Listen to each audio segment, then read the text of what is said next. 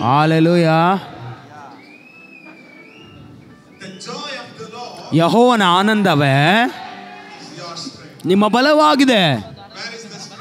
ಎಲ್ಲಿ ನಿಮ್ಮ ಬಲವಿದೆ? ಆನಂದದಲ್ಲಿ.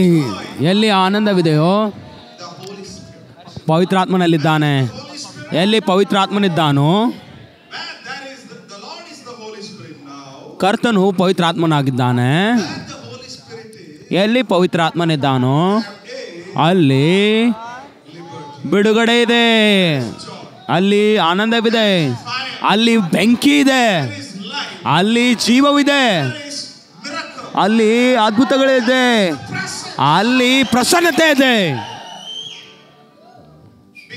ಯಾಕೆಂದರೆ ಪವಿತ್ರಾತ್ಮನು ಸ್ವರ್ಗದಲ್ಲಿದ್ದಾನೆ, ಅದಕ್ಕೋಸ್ಕರ ಅದು ಸ್ವರ್ಗವಾಗಿದೆ. ಯಾಕೆಂದರೆ ಪವಿತ್ರಾತ್ಮನು ನಮ್ಮಲ್ಲಿದ್ದಾನೆ, ಅದಕ್ಕೋಸ್ಕರ ನಾವು ಸ್ವರ್ಗವನ್ನು ಹೊಂದಿಕೊಂಡು ಹೋಗುತ್ತೇವೆ. ಎಫೆಸ ಬರೆದ ಪತ್ರಿಕೆ 2:4-8 ನಾವು ಪಾಪದಲ್ಲಿ ಸತ್ತವರಾಗಿದ್ವಿ, ಆದರೆ ದೇವರು ಕೃಪೆಯಲ್ಲಿ ಐಶ್ವರ್ಯನಾಗಿದ್ದಾನೆ. ಆತನು ನಮ್ಮ ಒಂದು ಆತ್ಮವನ್ನು ಉಜ್ಜೀವನಗೊಳಿಸಿದ್ದಾನೆ. ಆತನು ನಮ್ಮನ್ನು ಎಬ್ಬಿಸಿದ್ದಾನೆ ಕ್ರಿಸ್ತನೊಂದಿಗೆ ಮತ್ತು ನಮ್ಮನ್ನು ಕ್ರಿಸ್ತನೊಂದಿಗೆ ಕೂರಿಸಿದ್ದಾನೆ ಸ್ವರ್ಗದ ಸ್ಥಾನದಲ್ಲಿ. ಈಗ ನಾವು ಸ್ವರ್ಗೀಯ ಸ್ಥಾನದಲ್ಲಿದ್ದೇವೆ. ನೀವು ಅದನ್ನು ನಂಬುತ್ತೀರಾ? ನೀವು ಅದನ್ನು ನಂಬಲಿಲ್ಲ ಅಂದರೂ ಕೂಡ ನೀವು ಸ್ವರ್ಗೀಯ ಸ್ಥಾನದಲ್ಲಿದ್ದೀರಾ. ಯೇಸು ಕ್ರಿಸ್ತನು ಆತನನ್ನು ತೋರಿಸಬೇಕೆಂದಿದ್ದನು ಶಿಷ್ಯರಿಗೆ. ಅವರು ಒಂದು ಕೋಣೆಯಲ್ಲಿ ಕದ ಮುಚ್ಚಿ ಕೂತಿದ್ದರು. ಯಹೂದ್ಯರ ಭಯದಿಂದ ಅವರನ್ನು ಕೊಲ್ತಾರೆಂಬುದಾಗಿ. ಆದರೆ ಯೇಸು ಕ್ರಿಸ್ತನು, ನಾನು ಕೇಳ್ರಿ, ಆತನು ಹೋಗಿ ಪ್ರಯಾಣ ಮಾಡಿ ಆ ಒಂದು ಮುಚ್ಚಿದಂಥ ಕೋಣೆಯಲ್ಲಿ ಹೋದನು. ಆತನು ಪುನರುತ್ಥಾನ ಹೊಂದೇ ಆದಮೇಲೆ, ಯೇಸು ಕ್ರಿಸ್ತನು ಪುನರುತ್ಥಾನ ಹೊಂದಾದ ಮೇಲೆ, ಆತನು ಪುನರುತ್ಥಾನ ಹೊಂದಿದಂಥ ಶರೀರವು ಅದು ಎಲ್ಲಾದರೂ ಕೂಡ ಹೋಗಬೇಕಾಗಿತ್ತು. ಆ ಎಲ್ಲ ಒಂದು ಮುಚ್ಚಲ್ಪಟ್ಟ ಎಲ್ಲ ದ್ವಾರಗಳಿಂದ ಹೋಗ್ಬೋದಿತ್ತು. ಎಲ್ಲ ಬೆಟ್ಟಗಳಿಂದ ಅದು ಪ್ರಯಾಣ ಮಾಡ್ತಾಯಿತ್ತು.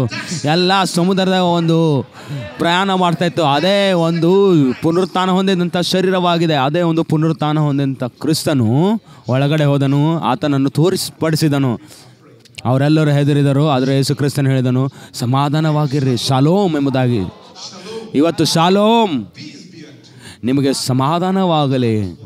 ಆದರೆ ತೋಮನಲ್ಲಿರಲಿಲ್ಲ. ಶಿಷ್ಯರು ಬಂದು ಆತನಿಗೆ ಹೇಳಿದರು, ಯೇಸು ಕ್ರಿಸ್ತನು ಆತನು ಪುನರುತ್ಥಾನ ಹೊಂದಿದಂಥ ಶರೀರವು ಇಲ್ಲಿ ಬಂದಿತ್ತು. ಆತನು ಹೇಳಿದನೇ, ನಾನು ನಂಬೋದಿಲ್ಲ. ನಾನು ಎಷ್ಟರವರೆಗೂ ನಾನು ಆತನನ್ನು ಮುಟ್ಟುವುದಿಲ್ಲೋ, ಸ್ಪರ್ಶಿಸುವುದಿಲ್ಲೋ, ಆತನನ್ನು ಅಪ್ಪಿಕೊಳ್ಳುವುದಿಲ್ಲೋ, ಆತನ ಒಂದು ರೆಪ್ಪೆಗಳು ನಾನು ಯಾವಾಗ ಕೈ ಹಾಕೋದಿಲ್ಲೋ ಆವಾಗಲೇ ನಾನು ನಂಬ್ತೇನೆ ಎಂಬುದಾಗಿ ಆತನು ಸಂದೇಹದಿಂದ ಮಾತನಾಡಿದನು. ಆದರೆ ಯೇಸು ಕ್ರಿಸ್ತನು ಅದನ್ನು ಆತ್ಮದಲ್ಲಿ ಕೇಳಿದನು. ನೀವೇನೆಲ್ಲ ಮಾತಾಡ್ತೀರೋ ಕರ್ತನು ಕೇಳುತ್ತಾನೆ. ನಿಮ್ಮ ಎಲ್ಲ ಸಂಶಯ ವಾಕ್ಯಗಳು, ಎಲ್ಲ ನಿಮ್ಮ ನಂಬಿಕೆ ವಾಕ್ಯಗಳು, ನಿಮ್ಮ ಒಂದು ನಕಾರಾತ್ಮಕ ವಾಕ್ಯಗಳು ಮತ್ತು ನಿಮ್ಮ ಸಕಾರಾತ್ಮಕ ವಾಕ್ಯಗಳು ದೇವರವುಗಳನ್ನು ಕೇಳ್ತಾ ಇದ್ದಾನೆ. 7 ದಿನಗಳಾದ ಮೇಲೆ ಯೇಸು ಕ್ರಿಸ್ತನು ತಿರುಗಿ ಪ್ರವೇಶ ಮಾಡಿದನು. ಆತನು ಹೇಳಿದನು, ತೋಮನೇ ಬಾ, ಸಮೀಪಕ್ಕೆ ಬಾ, ನನ್ನ ಕೈಗಳನ್ನು ಮುಟ್ಟು ನನ್ನ ಒಂದು ಆ ಒಂದು ಗಾಯಗಳನ್ನು ನೋಡು. ಆತನು ಹೇಳಿದನು. ಆತನು ಆಶ್ಚರ್ಯವಾದನು. ಯಾರು ಕೂಡ ಯೇಸು ಕ್ರಿಸ್ತನಿಗೆ ಹೇಳಿರಲಿಲ್ಲ. ಹಲೋ ಸರ್, ಥಾಮಸ್ ಅವರು ನಿಮ್ಮನ್ನು ನೋಡಬೇಕೆಂಬುದಾಗಿ ಹೇಳಿಲ್ಲ. ಆದರೆ ದೇವರು ನೀವು ಏನು ಮಾತನಾಡ್ತಾ ಇದ್ದೀರೋ ಅದನ್ನು ಕೇಳ್ತಾ ಇದ್ದಾರೆ. ಅದಕ್ಕೋಸ್ಕರ ನಿಮ್ಮ ವಾಕ್ಯಗಳೊಂದಿಗೆ ಕಾಳಜಿಯುತವಾಗಿರ್ರಿ. ಇವತ್ತಿನಿಂದ ಹೇಳ್ರಿ, ಎಲ್ಲರೂ ಹೇಳ್ರಿ, ಇವತ್ತಿನಿಂದ ನನಗೆ ಗೊತ್ತಿದೆ ಕರ್ತನು ಕೇಳ್ತಾ ಇದ್ದಾನೆ. ನನ್ನ ಎಲ್ಲ ವಾಕ್ಯಗಳನ್ನು ನಾನು ಮಾತನಾಡುವಂಥ, ನಾನು ಘೋಷಿಸುವಂಥ, ಹೇಳುವಂಥ ಒಂದು ಆಜ್ಞೆಗಳನ್ನು ಅರಿಕೆಗಳನ್ನೆಲ್ಲವನ್ನು ಆತನು ಕೇಳ್ತಾ ಇದ್ದಾನೆ. ಅದಕ್ಕೋಸ್ಕರ ನಾನು ಕಾಳಜಿಯುತವಾಗಿರುತ್ತೇನೆ. ನಾನೇನು ಮಾತನಾಡುತ್ತೇನೆ ಅದರ ಬಗ್ಗೆ ಯಾವುದೇ ನಕಾರಾತ್ಮಕ ವಚನವಿಲ್ಲ, ಯಾವುದೇ ಒಂದು ಸಂಶಯ ವಚನವಿಲ್ಲ, ಅವಿಶ್ವಾಸದ ವಚನವಿಲ್ಲ. ತೋಮನು ಆಶ್ಚರ್ಯವಾದನು, ನನ್ನ ದೇವರೇ, ಯೇಸು ಕ್ರಿಸ್ತನೇ ಅದನ್ನು ತೋಮನೆ ನೀನು ನೋಡಿದೀಯಾ, ನೀನು ನಂಬಿದೀಯಾ. ಆದರೆ ಅಲ್ಲಿ ಒಂದು ನಂಬಿಕೆ ಇದೆ, ಅದು ಪಂಚೇಂದ್ರಿಯಗಳಿಗಿಂತ ಮೇಲೆ ಆಗಿದೆ. ಮುಟ್ಟುವುದು, ವಾಸನೆ ನೋಡೋದು, ರುಚಿ ನೋಡೋದು, ಅನುಭವಿಸುವುದು, ಅಲ್ಲಿ ಒಂದು ನಂಬಿಕೆ ಇದೆ, ಅದು ಪಂಚ ಇಂದ್ರಿಯಗಳ ಮೇಲೆ ಆಗಿದೆ. ನಂಬಿಕೆಯು ಅದು ನಮ್ಮ ಪಂಚ ಇಂದ್ರಿಯಗಳ ಮೇಲಿದೆ. ಹಲ್ಲೆಲೂಯ. ಅದು ನೋಡಿ ಅಲ್ಲ, ಅದು ನಂಬಿಕೆಯಿಂದವಾಗಿದೆ. ಪೌಲನೇ ಇದನ್ನು 2 ಕೊರಿಂಥಿಯ 5ನೇ ಅಧ್ಯಾಯ 7-6 ಆತನ ಇದನ್ನು ನಾವು ನೋಡಿ ನಡೆಯುವುದಿಲ್ಲ. ನಾವು ತೋಮನ ಒಂದು ನಂಬಿಕೆಯಿಂದ ನಡೆಯುವುದಿಲ್ಲ, ನಾವು ಕ್ರಿಸ್ತನ ಒಂದು ನಂಬಿಕೆಯಿಂದ ನಡೆಯುತ್ತೇವೆ ಎಂಬುದಾಗಿ ಹೇಳಿದರು. ಯಾರ ನಂಬಿಕೆ ನಿಮ್ಮಲ್ಲಿದೆ? ಯೇಸು ಕ್ರಿಸ್ತನ ನಂಬಿಕೆ.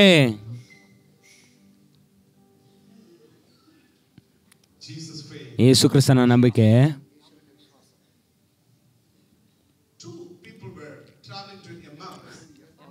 ಇಬ್ಬರು ಜನರು ಎಮಾಸ್ಗೆ ಹೋಗ್ತಾ ಇದ್ರು, ಇಬ್ಬರು ಶಿಷ್ಯರು. ಲೂಕನು 24-21. ಮತ್ತು ಪೇತ್ರನು ಯೇಸು ಕ್ರಿಸ್ತನಿಗೆ ಹೇಳಿದನು, ನಾವು ನಿರೀಕ್ಷೆಯಲ್ಲಿ ಇದ್ವಿ, ಈ ಒಂದು ರೋಮದವರಿಂದ ದೇವರು ನಮ್ಮನ್ನು ವಿಮೋಚಿಸುತ್ತಾನೆ ಎಂಬುದಾಗಿ ನಮ್ಮಲ್ಲಿ ನಿರೀಕ್ಷೆ ಇತ್ತು. ಆದರೆ ಆತನು ಶಿಲುಬೆಗೇರಿದ್ದಾನೆ, ಆತನು ಹೂಣಲ್ಪಟ್ಟಿದ್ದಾನೆ. ನಿಮಗೆ ಗೊತ್ತಿದೆ ಆ ಒಂದು ಕತೆ. ಆದರೆ ಯೇಸು ಕ್ರಿಸ್ತನು ಕೊನೆಯಲ್ಲಿ ಆತನು ತೋರ್ಪಡಿಸಿದನು. ನಂಬಿಕೆಯು ಅದು ನೋಡುವುದರ ಮೂಲಕ ಅಲ್ಲ, ಅದು ಪ್ರಕಟಣೆಯ ಮೂಲಕವಾಗಿದೆ. ನಂಬಿಕೆಯು ಅದು ನಿಮ್ಮ ಊಹೆಗಳಿಂದ ಅಲ್ಲ, ಅದು ಪವಿತ್ರ ಆತ್ಮನ ಒಂದು ಪ್ರೋತ್ಸಾಹದಿಂದ ಇದೆ. ಅದು ಕಲ್ಪನೆಯ ಮುಖಾಂತರ ಆಗಿದೆ, ಆತ್ಮದಲ್ಲಿ. ಹಲ್ಲೆಲೂಯಾ. ನಂಬಿಕೆಯು ಅದು ನೋಡಿ ಅಲ್ಲ, ಅದು ನಂಬುವುದರ ಮೂಲಕವಾಗಿದೆ.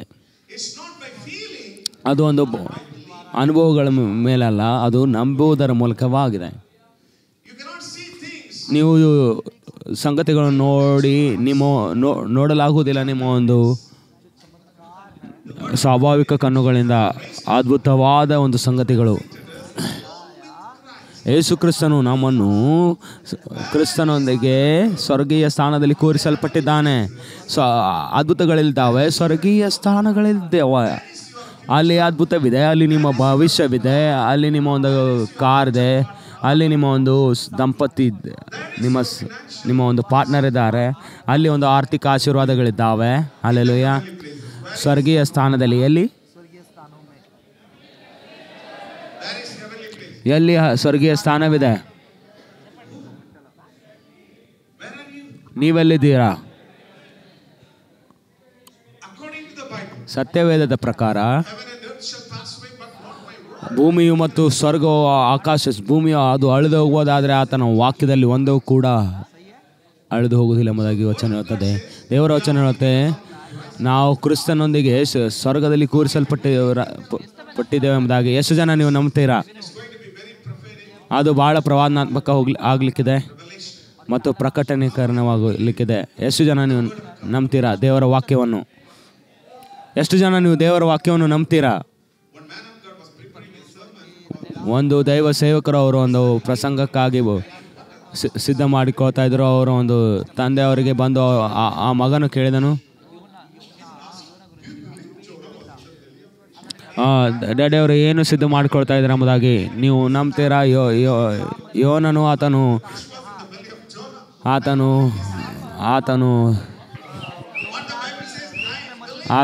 ಯೋನನು ಒಂದು ಮೀನಿನ ಹೊಟ್ಟೆ ಒಳಗಡೆ ಇದ್ದ ಎಂಬುದಾಗಿ ಆತನೇ ಅದನ್ನು ಯೋನನು ಮೀನಿನ ಹೊಟ್ಟೆಯೊಳಗಿರ್ಬೋದು ಅಥವಾ ಮೀನು ಯೋನನ ಹೊಟ್ಟೆಯೊಳಗಿರ್ಬೋದು, ಅದನ್ನು ನಾನು ನಂಬುತ್ತೇನೆ, ಸತ್ಯವೇದವನ್ನೆಲ್ಲ ಹೇಳುತ್ತೇನೆ, ನಂಬುತ್ತೇನೆ ಎಂಬುದಾಗಿ. ಅದೊಂದು ಪ್ರಕಟಣೆ ಮುಖಾಂತರ ಬರ್ತದೆ.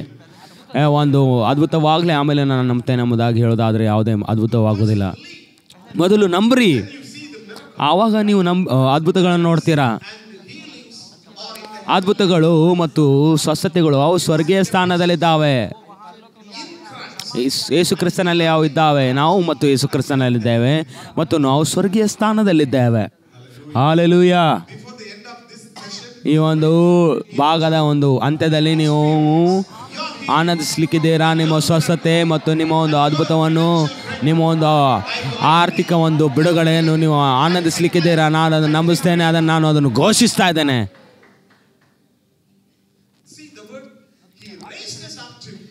ಆತನು ನಮ್ಮನ್ನು ಎಲ್ಲರನ್ನು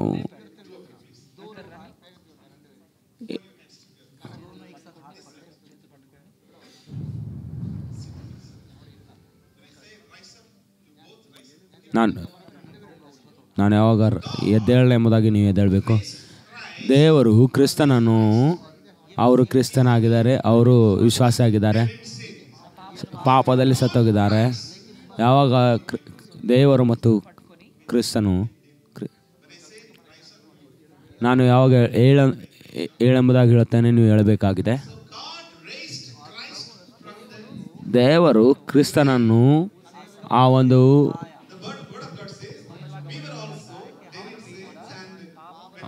ಸತ್ತವರೊಳಗಿಂದ ಎಬ್ಬಿಸಿದನು. ಯಾವಾಗ ಕ್ರಿಸ್ತನು ಎಬ್ಬಿಸಲ್ಪಟ್ಟನು, ದೇವರು ಕ್ರಿಸ್ತನನ್ನು ಎಬ್ಬಿಸಿದನು. ನಾವೆಲ್ಲರೂ ಕೂಡ ಎಬ್ಬಿಸಲ್ಪಟ್ಟೆವೆ ಮತ್ತು ನಾವು ಸ್ವರ್ಗೀಯ ಸ್ಥಾನದಲ್ಲಿ ಕೂರಿಸಲ್ಪಟ್ಟಿದ್ದೇವೆ ತಂದೆಯೊಂದಿಗೆ. ಕ್ರಿಸ್ತನು, ನೀವು creation, I'm a brand new man. All things are passed away. I'm born again. Oh, I'm more than a conqueror. that's true. Yeah. I'm a heavenly person, I'm a brand new man. seated in the heavenly realm. ನೀವೀಗ ಎಲ್ಲಿದ್ದೀರಾ? ಸ್ವರ್ಗದಲ್ಲಿ. ಕೆಲವೊಂದು ಜನ ಹೇಳ್ತಾರೆ, ನಾನು ಸ್ವರ್ಗಕ್ಕೆ ಹೋಗ್ಬೇಕು pastor ಅವರೇ, ದಯವಿಟ್ಟು ಪ್ರಾರ್ಥಿಸ್ರಿ. ನೀವು ಆಗಲೇ ಸ್ವರ್ಗದಲ್ಲಿದ್ದೀರಾ. ನೀವು ಒಂದು ಸ್ಥಳದಲ್ಲಿದ್ದೀರಾ, ಸ್ವರ್ಗೀಯ ಸ್ಥಳದಲ್ಲಿ. ಎಲ್ಲಿ ಕ್ರಿಸ್ತನಿದ್ದಾನೋ ಅಲ್ಲಿ ಸ್ವರ್ಗವಿದೆ. ಹಲೋ, ಅದರ ಅರ್ಥ ಅಲ್ಲಿ ಸ್ವರ್ಗವಿದೆ ಮತ್ತು ಅಲ್ಲಿ ನರಕವೂ ಕೂಡ ಇದೆ. ಅದು ಸೈತಾನನಿಗೋಸ್ಕರ ಕಾಯ್ತಾ ಇದೆ.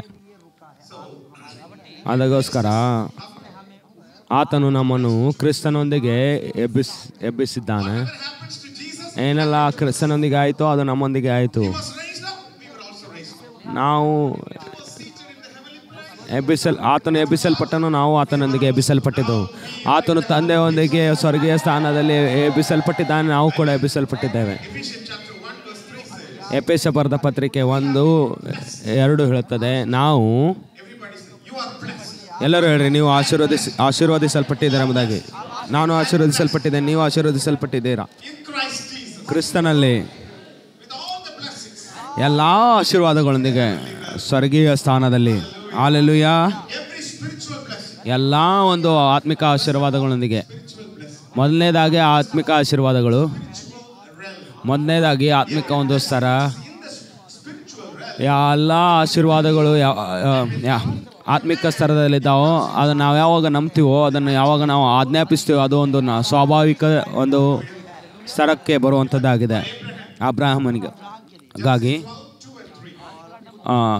ಆದಿಕಾಂಡ 12:1-2 ದೇವರು ಬಂದನು ಮತ್ತು ಅಬ್ರಹಾಮನೇ ಇಲ್ಲಿದ್ದಾನೆ, ನಿನ್ನ ಒಂದು ರಾಷ್ಟ್ರವನ್ನು ಬಿಟ್ಟು ಬಾ,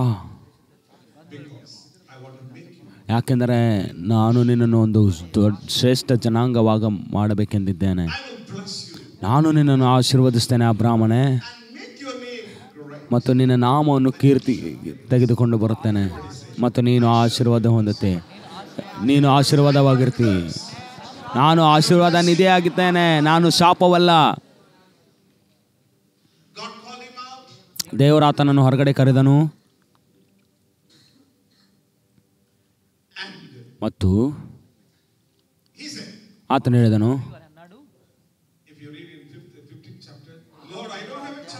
15ನೇ ಅಧ್ಯಾಯದಲ್ಲಿ ನೀವು ಓದೋದಾದರೆ, ದೇವರೇ ನನ್ನಲ್ಲಿ ಯಾವುದೇ ಒಂದು ಮಗನಿಲ್ಲ, ನನ್ನಲ್ಲಿ ಯಾವ ವಾರಿಸು ಕೂಡ ಇಲ್ಲ. ಆದರೆ ದೇವರು ಹೇಳಿದನು, ಬಾ ಹೊರಗಡೆ ಬಾ, ನಿಮ್ಮ ಒಂದು ಸರಿಂದ ಹೊರಗಡೆ ಬರ್ರಿ, ನಿಮ್ಮ ಒಂದು ಕೆಟ್ಟತನದಿಂದ ಹೊರಗಡೆ ಬರ್ರಿ, ನಿಮ್ಮ ಒಂದು ಕೆಟ್ಟ ಮನಸ್ಸಿನಿಂದ ಹೊರಗಡೆ ಬರ್ರಿ, ಬಂದು ಹೊರಗಡೆ ನೋಡ್ರಿ, ನಕ್ಷತ್ರಗಳನ್ನು ನೋಡ್ರಿ.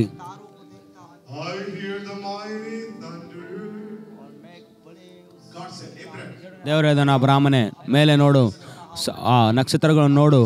ಎಷ್ಟು ನಕ್ಷತ್ರಗಳು? ಎನಿಸಲಾರದಷ್ಟು. ಯಾವಾಗ ನಾನು ಚಿಕ್ಕವನಿದ್ದೆಯೋ ನನಗೆ ಯಾರು ಹೇಳಿದರು,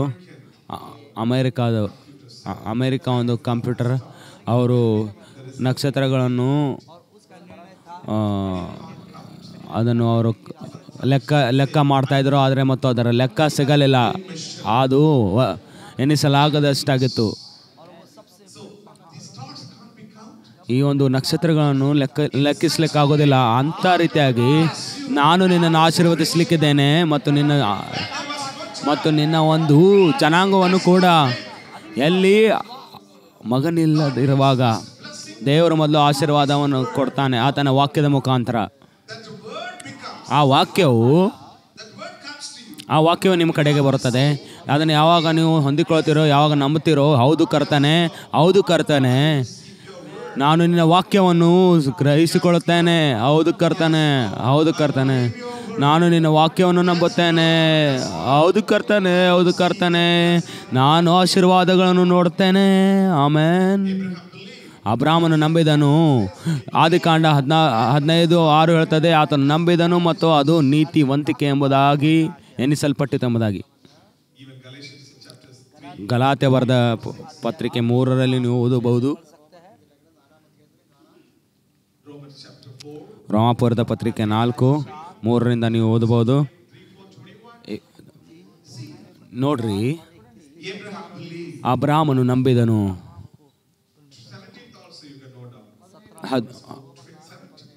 ರೋಮಾಪುರದವರಿಗೆ ಬರೆದ ಪತ್ರಿಕೆ 4:17.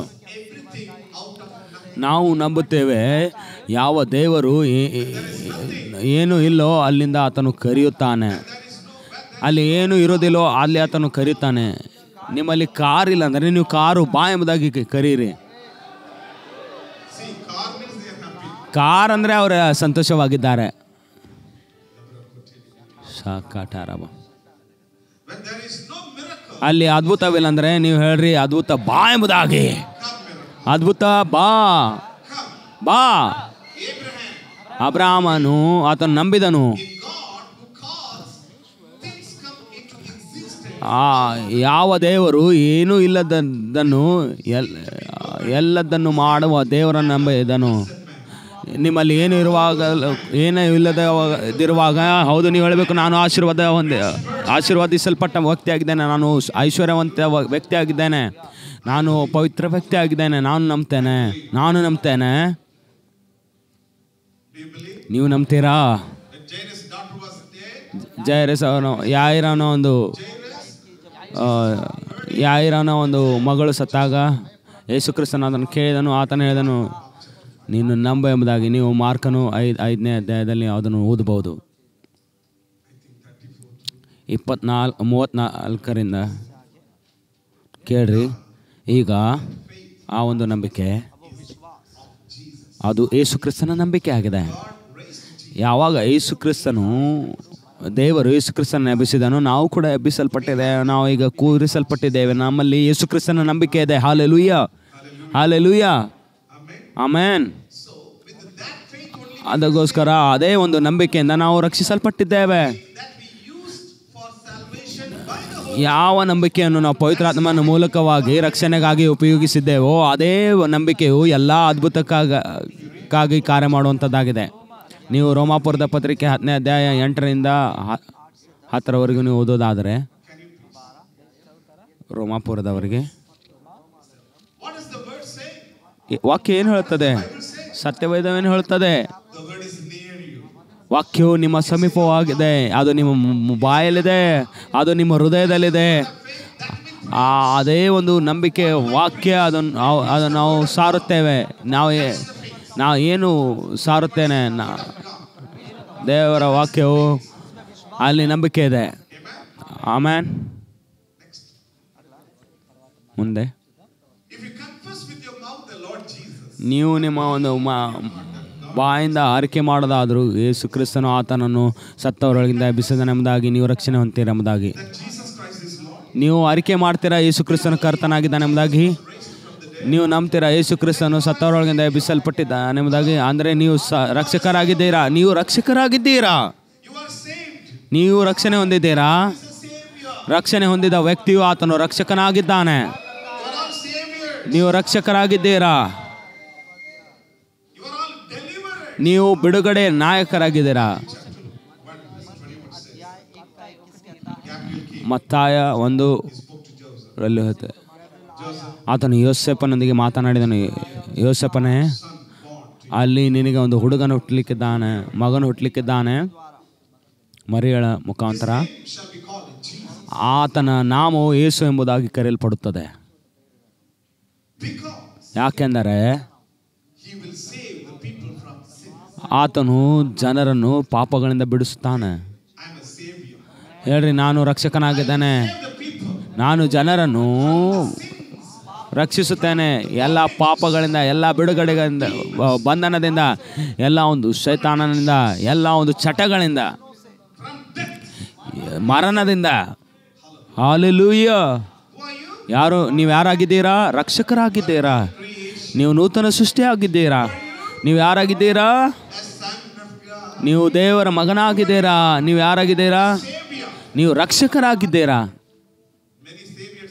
ಬಹಳಷ್ಟು ರಕ್ಷಕರು ಇಲ್ಲಿದ್ದಾರೆ.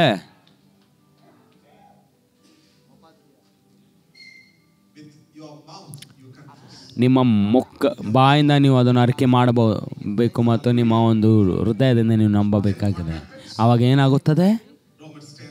ರೋಮಾಪುರದ ಪತ್ರಿಕೆ 10ನೇ ಅಧ್ಯಾಯ 10ನೇ ವಚನ.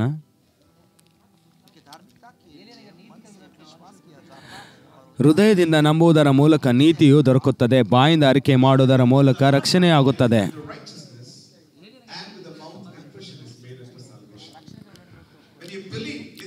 ಯಾವಾಗ ನೀವು ನಂಬ್ತಿರೋ ಯೇಸು ಕ್ರಿಸ್ತನು ರಕ್ಷಕನಾಗಿದ್ದಾನೆ ಎಂಬುದಾಗಿ, ನೀವು ರಕ್ಷಣೆಯನ್ನು ಹೊಂದುತ್ತೀರಾ. ನೀವು ಹೌದು ಕರ್ತನೆ, ನಾನು ನಂಬುತ್ತೇನೆ, ನನ್ನ ಜೀವಿತದಲ್ಲಿ ಬಾ ಎಂಬುದಾಗಿ ಆತನು ನಿಮ್ಮ ಜೀವಿತದಲ್ಲಿ ಬರುತ್ತಾನೆ ಮತ್ತು ನೀವು ನೀತಿವಂತರಾಗುತ್ತೀರಾ ಮತ್ತು ನೀವು ರಕ್ಷಕರಾಗ್ತೀರಾ. ಹೇಗೆ ನೀವು ನಂಬ್ತೀರಾ? ನೀವು ಸುವಾರ್ತೆಯನ್ನು ಕೇಳ್ತೀರಾ ಮತ್ತು ರಕ್ಷಣೆಯನ್ನು ಹೊಂದಿಕೊಳ್ತೀರಾ. ರೋಮಾಪುರದವರಿಗೆ 10:17 ಹೇಳುತ್ತದೆ, ಆದ ಕಾರಣ ಸಾರಿದ ವಾರ್ತೆಯು ನಂಬಿಕೆಗೆ ಆಧಾರ. ನಂಬಿಕೆಯು ಕೇಳುವುದರಿಂದ ಬರುತ್ತದೆ ಮತ್ತು ದೇವರ ವಾಕ್ಯವನ್ನು ಕೇಳುವುದರಿಂದ ಬರುತ್ತದೆ. ನೀವು ನಂಬಿಕೆಯಲ್ಲೇ ಬೆಳಿತೀರಾ, ನಂಬಿಕೆಯು ಬರುತ್ತದೆ. ನಾನು ದೇವರ ವಾಕ್ಯ ಕೇಳುವಾಗ ಅದರ ಅರ್ಥ ಏನು? ದೇವರ ವಾಕ್ಯವು ಅದರಲ್ಲಿ ನಂಬಿಕೆಯನ್ನು ಹೊತ್ತುಕೊಂಡು ಹೋಗುತ್ತದೆ. ನೀವು ಒಂದು ಇಂಜೆಕ್ಷನ್ ತಗೋದಾದರೆ ರೋಗಗಳಿಗಾಗಿ, ಆ ಒಂದು ಇಂಜೆಕ್ಷನ್ನಲ್ಲಿ ಒಂದು ಗುಣಪಡಿಸುವಂಥ ಒಂದು ಬಲವಿದೆ. ಅದು ಗುಣಪಡಿಸುತ್ತದೆ ಕೆಲವೊಂದು ಸಮಯಕ್ಕಾಗಿ.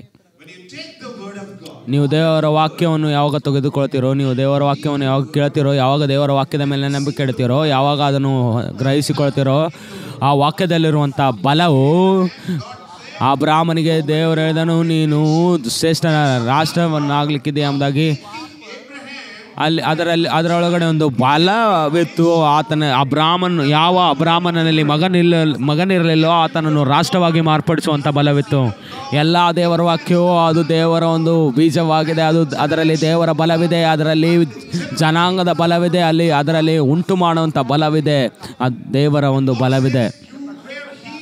ದೇವರು ಹೇಳೋದಾದರೆ ನಿನ್ನ ಗುಣ ಹೊಂದಿದೆ ಎಂಬುದಾಗಿ ನೀವು ಅದನ್ನು ಕೇಳುವುದಾದರೆ ಯಸ್ಸು ಹೌದು ದೇವರೇ, ದೇವರ ವಾಕ್ಯವನ್ನು ಹೇಳುತ್ತೆ, ಅದನ್ನು ನಾನು ನಂಬುತ್ತೇನೆ. ನಾನು ನನ್ನ ಒಂದು ಅನಾರೋಗ್ಯದ ಕಡೆಗೆ ನೋಡಿಕೊಳ್ಳೋದಿಲ್ಲ, ನಾನು ಹೊರ ಮನುಷ್ಯನ ನೋಡೋದಿಲ್ಲ. ಆದರೆ ದೇವರ ವಾಕ್ಯ ಹೇಳುತ್ತೆ ನೀನು ಗುಣ ಹೊಂದಿದೆ ಎಂಬುದಾಗಿ ನಾನು ಅದನ್ನು ನಂಬುತ್ತೇನೆ, ನಾನು ಅದನ್ನು ಗ್ರಹಿಸಿಕೊಳ್ಳುತ್ತೇನೆ.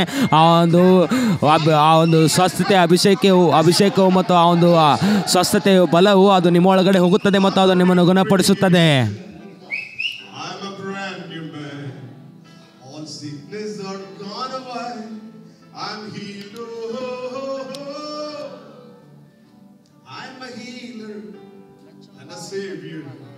ನಾನು ರಕ್ಷಕನು ಮತ್ತು ಸ್ವಸ್ಥತೆ ಪಡಿಸುವವನಾಗಿದ್ದೇನೆ. ನೀವು ನಂಬ್ತೀರಾ? ಎಷ್ಟು ಜನ ನೀವು ಗ್ರಹಿಸಿಕೊಳ್ತಾ ಇದ್ದೀರಾ? ಎಲ್ಲ ವಾಕ್ಯದಲ್ಲಿ ಬಲವಿದೆ, ದೇವರ ಬಲವಿದೆ. ನಂಬಿಕೆಯು ಕೇಳುವುದರಿಂದ ಬರುತ್ತದೆ, ದೇವರ ವಾಕ್ಯವನ್ನು ಕೇಳುವುದರಿಂದ ಬರುತ್ತದೆ. ಯಾವಾಗ ನೀವು ಅಪೊಸ್ತಲ ಬರೆದ ಕೃತ್ಯಗಳು ಓದುತ್ತೀರೋ 14ನೇ ಅಧ್ಯಾಯದಲ್ಲಿ 8ರಿಂದ 10ರವರೆಗೂ, ಅಲ್ಲಿ ಒಬ್ಬ ಮನುಷ್ಯನಿದ್ದನು.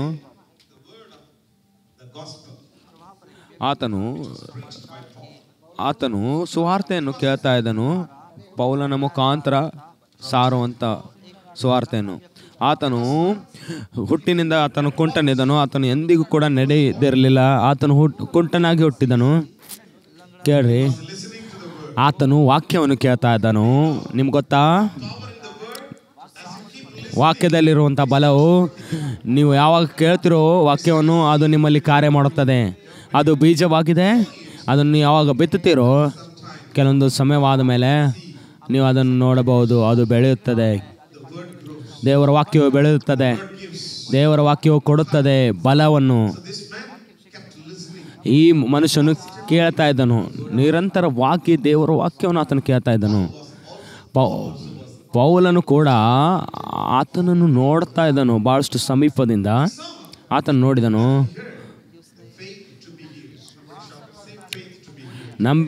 ರಕ್ಷಣೆ, ಸ್ವಸ್ಥತೆ ಹೊಂದೋದಕ್ಕಾಗಿ ನಂಬಿಕೆ, ಸ್ವಸ್ಥತೆ ಗುಣ ಹೊಂದೋದಕ್ಕಾಗಿ ನಂಬಿಕೆ, ಅದ್ಭುತವನ್ನು ಹೊಂದಿಕೊಳ್ಳೋದಕ್ಕಾಗಿ ನಂಬಿಕೆ, ಅದ್ಭುತ ಮಾಡುವಂಥ ನಂಬಿಕೆ, ಅದ್ಭುತವನ್ನು ಹೊಂದಿಕೊಳ್ಳೋದಕ್ಕಾಗಿ ನಂಬಿಕೆಯು, ಗುಣ ಹೊಂದೋದಕ್ಕಾಗಿ ನಂಬಿಕೆಯು ಪ್ರವಾದಿಸೋಕ್ಕಾಗಿ, ನಂಬಿಕೆಯು ಒಂದು ಅದ್ಭುತ ಕಾರ್ಯಗಳನ್ನು ಮಾಡೋದಕ್ಕಾಗಿ. ಈ ಮನುಷ್ಯನು ಕೇಳ್ತಾ ಇದ್ದನು. ಪಕ್ಕನೆ ಪೌಲನು ಹೇಳಿದನು, ಒಂದು ನಂಬಿಕೆಯು ಕೆಲವೊಂದು ಸಾರಿ ಕಿರುಚುತ್ತದೆ, ಕೆಲವೊಂದು ಸಾರಿ ನಂಬಿಕೆ ಮಲಗುತ್ತದೆ, ಕೆಲವೊಂದು ಸಾರಿ ನಂಬಿಕೆ ಅದು ಸುಮ್ಮನೆ ಇರುತ್ತದೆ. ನೀವು ಆತ್ಮನಿಂದ ನಡೆಸಲ್ಪಡ್ತೀರಾ.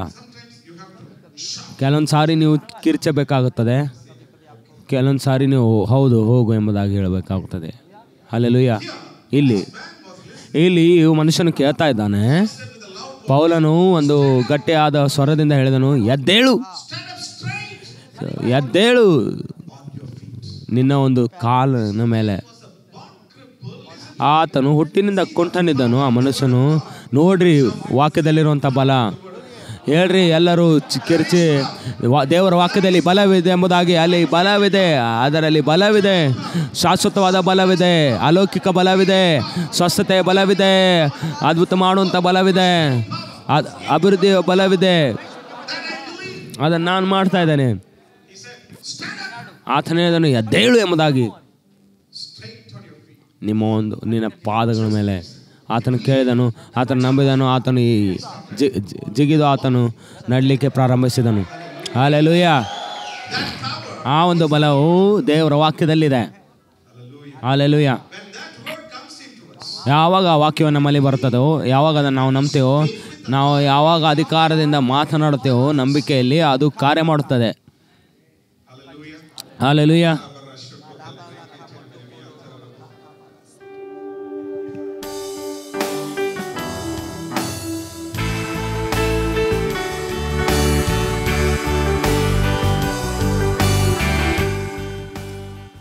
we were doing many crusades, ನಾವು ಯಾವಾಗ ಭಾಳಷ್ಟು ಕೂಟಗಳನ್ನು ಮಾಡ್ತಾ ಇದ್ವಿ, one girl was brought.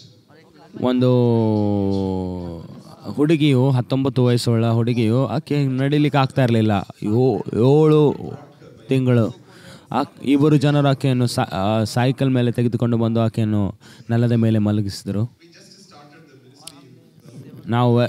ನಾವು ವೆಲ್ಲೂರಲ್ಲಿ ಸೇವೆ ಪ್ರಾರಂಭ ಮಾಡಿದ್ವಿ 2002ರಲ್ಲಿ.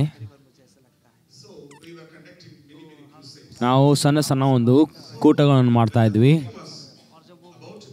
ಯಾವಾಗ ಒಂದು ಕೂಟವು ಮುಕ್ತಾಯವಾಗ್ತಾ ಇತ್ತು, ನಾನು ಒಂದು ನನ್ನ ನಂಬಿಕೆಯನ್ನು ಕಾರ್ಯ ಮಾಡ್ತಾ ಇದ್ದೆ. ಆ ಊರಿನ ಜನರು ನೋಡ್ತಾ ಇದ್ರು. ನಾನು ಕೆಲವೊಂದು ವಿಶ್ವಾಸಿಗಳ ಒಂದಿಗೆ ನಾನು ಹೇಳಿದೆ, ಯೇಸು ಕ್ರಿಸ್ತನ ಬಲ ಉಳ್ಳ ನಾಮದಲ್ಲಿ ಎದ್ದೇಳು ಎಂಬುದಾಗಿ ಹೇಳಿದೆ. ನಾನು ನಂಬಿಕೆಯಿಂದ ಹೇಳಿದೆ, ದೇವರ ವಾಕ್ಯದ ಮೇಲೆ ನಂಬಿಕೆ ಇಡುವುದರ ಮೂಲಕ. ಆಗಲೇ ಆ ಹುಡುಗಿಯು ಎದ್ದೇಳು ಮತ್ತು ಆಕೆ ನಡಲಿಕ್ಕೆ ಪ್ರಾರಂಭಿಸಿದಳು.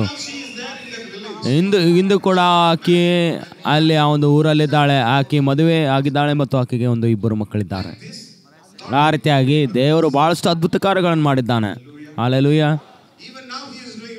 ಈಗಲೂ ಕೂಡ ಆತನು ಅದ್ಭುತ ಕಾರ್ಯಗಳನ್ನು ಮಾಡ್ತಾ ಇದ್ದಾನೆ. ನೀವು ಯಾವಾಗ ವಾಕ್ಯವನ್ನು ನಂಬ್ತೀರೋ, ನಿಮಗೆ ಕೊಟ್ಟಿರುವಂಥ ಅಧಿಕಾರದೊಂದಿಗೆ ಯಾವಾಗ ನೀವು ಆಜ್ಞಾಪಿಸ್ತೀರೋ ಅದ್ಭುತ ಕಾರ್ಯಗಳಾಗ್ತವೆ. ನೀವು ರಕ್ಷಕರಾಗಿದ್ದೀರಾ. ಎಲ್ಲರೂ ಹೇಳ್ರಿ, ನಾನು ರಕ್ಷಕನಾಗಿದ್ದೇನೆ ಎಂಬುದಾಗಿ. ನಾನು ಜನರನ್ನು ರಕ್ಷಿಸುವುದಕ್ಕಾಗಿ ಕರೆದಿದ್ದೇನೆ. ಒಂದು ರೋಗಗಳಿಂದ, ಒಂದು ಚಟಗಳಿಂದ, ಬಂಧನದಿಂದ. ಹಲ್ಲೆಲೂಯಾ. ದೇವರಿಗೆ ಸ್ತೋತ್ರ. ನಂಬಿಕೆಯು ಕೇಳೋದರಿಂದ ಬರುತ್ತದೆ. ನೀವು ದೇವರ ವಾಕ್ಯವನ್ನು ಕೇಳ್ತಾ ಇರ್ರಿ. ಹಲ್ಲೆಲೂಯಾ. ಮತ್ತು ನಂಬಿಕೆಯು ಅದು ಬೆಳೆಯುತ್ತದೆ. ಅದು ಕಾರ್ಯ ಮಾಡಲಿಕ್ಕೆ ಪ್ರಾರಂಭಿಸುತ್ತದೆ ನಿಮ್ಮ ಒಂದು ಆತ್ಮದಲ್ಲಿ. ಅದು ಯಾವಾಗ ಬೆಳೆಯುತ್ತದೆಯೋ ಅದು ನಿಮ್ಗೆ ಗೊತ್ತಾಗುತ್ತೆ. ಅದು ಆಜ್ಞಾಪಿಸುವಂಥ ಸಮಯವಾಗಿದೆ ಎಂಬುದಾಗಿ. ಯಾವಾಗ ನೀವು ಆಜ್ಞಾಪಿಸ್ತೀರೋ ಅದ್ಭುತವಾಗುತ್ತದೆ. ದೇವರಿಗೆ ಮಹಿಮೆ. ನೀವು ಬರೀ ಆಜ್ಞಾಪಿಸ್ರಿ, ನಂಬಿ ನೀವು ಆಜ್ಞಾಪಿಸ್ರಿ. ಈ ಒಂದು ಕೂಟದ ಒಂದು ಕೊನೆ ಭಾಗದಲ್ಲಿ ನೀವು ಆಜ್ಞಾಪಿಸಿದ್ದೀರಾ. ನಿಮಗೆ ಕೊಟ್ಟಿರುವಂಥ ಅಧಿಕಾರವನ್ನು ನೀವು ತೆಗೆದುಕೊಳ್ಳಿಕ್ಕಿದ್ದೀರಾ. ನಿಮ್ಮ ಒಂದು ಶರೀರದ ವಿರುದ್ಧವಾಗಿ, ನಿಮ್ಮ ಮನಸ್ಸಿನ ವಿರುದ್ಧವಾಗಿ, ನಿಮ್ಮ ಒಂದು ಅವಿಧೇಯ ಮಕ್ಕಳ ಮೇಲೆ ನೀವು ಅಧಿಕಾರವನ್ನು ತೆಗೆದುಕೊಳ್ಳಬೇಕು. ಎಲ್ಲರೂ ಹೇಳ್ರಿ, ನಾನು ರಕ್ಷಕನಾಗಿದ್ದೇನೆ ಎಂಬುದಾಗಿ. ಹಲ್ಲೆಲೂಯಾ. ಯೇಸು ಕ್ರಿಸ್ತನು ಲೋಕಕ್ಕೆ ಬಂದನು ರಕ್ಷಿಸುವುದಕ್ಕಾಗಿ, ಮತ್ತು ರಕ್ಷಣೆಯು ಬಂತು ಯಾವಾಗ ನಾವು ನಂಬಿದೆವು ಆವಾಗ. ಅದೇ ರೀತಿಯಾಗಿ ಯಾವಾಗ ನೀವು ನಿಮ್ಮ ನಂಬಿಕೆಯಲ್ಲಿ ಕಾರ್ಯ ಮಾಡಲಿಕ್ಕೆ ಪ್ರಾರಂಭಿಸುತ್ತೀರೋ ಆವಾಗ ಜನರು ನಂಬಿಕೆಯನ್ನು ಹೊಂದಿಕೊಳ್ತಾರೆ. ಜನರು ರಕ್ಷಣೆ ಹೊಂದುತ್ತಾರೆ. ಅದು ಪವಿತ್ರಾತ್ಮನ ಕೆಲಸವಾಗಿದೆ. ನಾವು ಅಲ್ಲಿ ಒಂದು ರಕ್ಷಣೆಯ ಒಂದು ನಂಬಿಕೆ ಆಗಿದೆ. ನೀವು ಪವಿತ್ರಾತ್ಮನ ಮೂಲಕವಾಗಿ ರಕ್ಷಕರಾಗಿರ್ಬೋದು.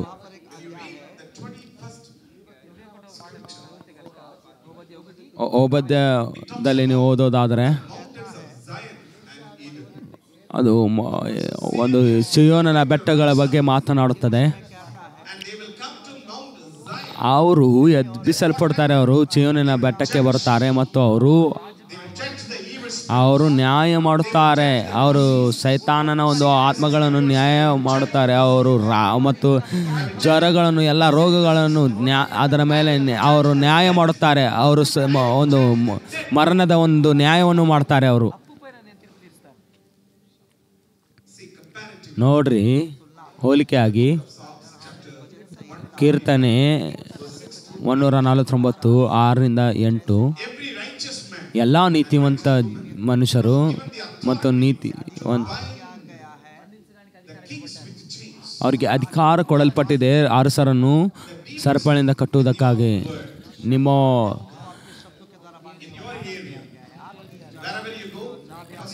ನಿಮ್ಮ ಒಂದು ಸ್ಥಳಕ್ಕೆ ನೀವು ಯಾವಾಗ ಹೋಗ್ತಿರೋ ಅಲ್ಲಿ ನೀವು ನಿಮ್ಮ ಒಂದು ಎಲ್ಲ ಸೈತಾನನ ಶಕ್ತಿಯನ್ನು ಕಟ್ಟ್ರಿ.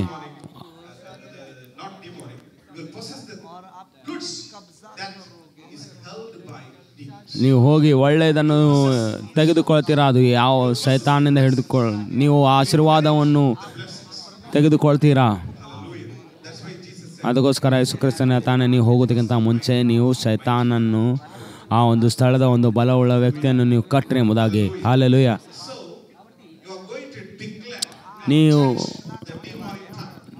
ನೀವು ಒಂದು ಘೋಷಣೆ ಮಾಡಲಿಕ್ಕಿದ್ದೀರಾ. ನಿಮ್ಮ ಒಂದು ಬಲಗೈಯನ್ನು ಎತ್ತಿ ಹೇಳ್ರಿ, ಯೇಸು ಕ್ರಿಸ್ತನ ನಾಮದಲ್ಲಿ ನನ್ನ ಜೀವಿತದಲ್ಲಿ ಎಲ್ಲ ಒಂದು ದುಷ್ಟನ ಶಕ್ತಿ ನನ್ನ ಫ್ಯಾಮಿಲಿಯಲ್ಲಿ, ನನ್ನ ಕುಟುಂಬದಲ್ಲಿ, ನನ್ನ ಒಂದು ಸ್ಥಳದಲ್ಲಿ, ನನ್ನ ಒಂದು ಸೇವೆಯಲ್ಲಿ, ನನ್ನ ಒಂದು ಊರಲ್ಲಿ, ನನ್ನ ಒಂದು ಪಟ್ಟಣದಲ್ಲಿ, ನನ್ನ ಒಂದು ರಾಷ್ಟ್ರದಲ್ಲಿ ನನಗೆ ಕೊಟ್ಟಿರುವಂಥ ಅಧಿಕಾರದ ಮೂಲಕ ಯೇಸು ಕ್ರಿಸ್ತನ ನಾಮದಲ್ಲಿ ನಾನು ನನ್ನ ಅಧಿಕಾರವನ್ನು ಕ್ರಿಯೆಯ ರೂಪದಲ್ಲಿ ತೆಗೆದುಕೊಂಡು ಬರ್ತಾ ಇದ್ದಾನೆ. ನಾನು ಎಲ್ಲ ಒಂದು ಶೈತಾನನ ಬಲವನ್ನು ಕಟ್ತಾ ಇದ್ದಾನೆ ಯೇಸು ಕ್ರಿಸ್ತ ಪವಿತ್ರ ಆತ್ಮನ ಒಂದು ಸರಪಳಿಗಳಿಂದ. ಯೇಸು ಕ್ರಿಸ್ತನ ನಾಮದಲ್ಲಿ ಎಲ್ಲ ಒಂದು ಅಂಧಕಾರದ ಒಂದು ಬಲವು ನನ್ನ ಒಂದು ಸ್ಥಳವನ್ನು ಬಿಟ್ಟು ಹೋಗಿ, ನನ್ನ ಒಂದು ಜೀವಿತವನ್ನು ಬಿಟ್ಟು ಹೋಗು, ನನ್ನ ಒಂದು ಕುಟುಂಬವನ್ನು ಬಿಟ್ಟು ಹೋಗು, ನನ್ನ ಮಕ್ಕಳನ್ನು ಬಿಟ್ಟು ಹೋಗು, ನನ್ನ ಒಂದು ಗಂಡನನ್ನು ಬಿಟ್ಟು ಹೋಗು, ನನ್ನ ತಂದೆ ತಾಯಿಗಳನ್ನು ಬಿಟ್ಟು ಹೋಗು, ನನ್ನ ಒಂದು ಪಟ್ಟಣವನ್ನು ಬಿಟ್ಟು ಹೋಗು. ಯೇಸು ಕ್ರಿಸ್ತನ ನಾಮದಲ್ಲಿ ದೇವರ ರಾಜ್ಯವು ಬರಲಿ. ರಾಜ್ಯವು ಯೇಸು ಕ್ರಿಸ್ತನ ರಾಜ್ಯವಾಗಲಿ. ನನ್ನ ಒಂದು ಸ್ಥಳವು ಯೇಸು ಕ್ರಿಸ್ತನ ಸ್ಥಳವಾಗಲಿ.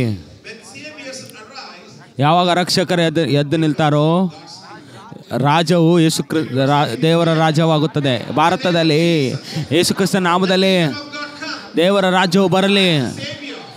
ರಕ್ಷಕರಾಗಿ ನಾನು ಎದ್ದು ನಿಲ್ತೇನೆ, ರಕ್ಷಕನಾಗಿ ನಾನು ಎದ್ದು ನಿಲ್ತೇನೆ, ನ್ಯಾಯವನ್ನು ತೆಗೆದುಕೊಂಡು ಬರ್ತಾ ಇದ್ದೇನೆ. ಎಲ್ಲ ಒಂದು ಕ್ರಿಸ್ತನ ಒಂದು ವೈರಿಗಳ ವಿರುದ್ಧವಾಗಿ, ಎಲ್ಲ ಒಂದು ಸ್ವಾರ್ಥೆಯ ಒಂದು ವೈರಿಗಳ ವಿರುದ್ಧವಾಗಿ ಯೇಸು ಕ್ರಿಸ್ತನ ನಾಮದಲ್ಲಿ ನಾವು ನಿಮ್ಮನ್ನು ನ್ಯಾಯ ಘೋಷಣೆ ಮಾಡ್ತಾ ಇದ್ದೇವೆ. ನಮ್ಮ ಒಂದು ಭೂಮಿಯನ್ನು ಬಿಟ್ಟು ಹೋಗು. ಯೇಸು ಕ್ರಿಸ್ತನ ನಾಮದಲ್ಲಿ ಎಲ್ಲ ಸ್ಥಳಗಳ ಮೇಲೆ ದೇವರ ರಾಜ್ಯ ಬರಲಿ. ಯೇಸುವಿಗೆ ಮಹಿಮೆ. ನೀವು ರಕ್ಷಕರಾಗಿದ್ದೀರಾ, ನೀವು ಅಭಿಷೇಕವನ್ನು ಹೊಂದಿಕೊಂಡು ಹೋಗ್ತಾ ಇದ್ದೀರಾ, ನಿಮ್ಮಲ್ಲಿ ಬಲವಿದೆ, ನೀವು ಸ್ವಸ್ಥತೆ ಪಡಿಸುವವರಾಗಿದ್ದೀರಾ. ಹೇಳ್ರಿ, ನಾನು ಸ್ವಸ್ಥತೆ ಪಡಿಸುವವನಾಗಿದ್ದೇನೆ ಎಂಬುದಾಗಿ ಹೇಳ್ರಿ. ಕೊಲೊಸ್ಸೆ ಬರೆದ ಪತ್ರಿಕೆ 2ನೇ ಅಧ್ಯಾಯ 9-10 ಹೇಳುತ್ತದೆ, ಯಾವಾಗ ಯೇಸು ಕ್ರಿಸ್ತನ ನಮ್ಮಲ್ಲಿ ಬಂದಿದ್ದಾನೋ ಎಲ್ಲ ಒಂದು ಆಶೀರ್ವಾದಗಳು ನಮ್ಮಲ್ಲಿ ಹಾಕಲ್ಪಟ್ಟಿದ್ದಾವೆ ಎಂಬುದಾಗಿ. ಆತನು ಆ ಯೇಸು ಕ್ರಿಸ್ತನ ನಮ್ಮಲ್ಲಿ ಜೀವಿಸ್ತಾ ಇದ್ದಾನೆ. ಸ್ವಸ್ಥತೆ ಪಡಿಸುವ ಒಂದು ಅಭಿಷೇಕ ಕೂಡ ಯೇಸು ಕ್ರಿಸ್ತನಲ್ಲಿದೆ. ಈಗ ಅದು ನಮ್ಮ ಒಂದು ಜೀವಿತದಲ್ಲಿ ಹಾಕಲ್ಪಡ್ತಾ ಇದೆ. ನಮಗೆ ಒಂದು ನಂಬಿಕೆಯ ಒಂದು ಭಾಗ ಕೊಡಲ್ಪಟ್ಟಿದೆ. ನಮ್ಮ ಒಂದು ಅಗತ್ಯತೆಗಳಿಗಾಗಿ ಮತ್ತು ಬೇರೆಯವರ ಅಗತ್ಯತೆಗಳಿಗಾಗಿ ಕಾರ್ಯ ಮಾಡೋದಕ್ಕಾಗಿ. ರೋಮಾಪುರದ ಪತ್ರಿಕೆ 12.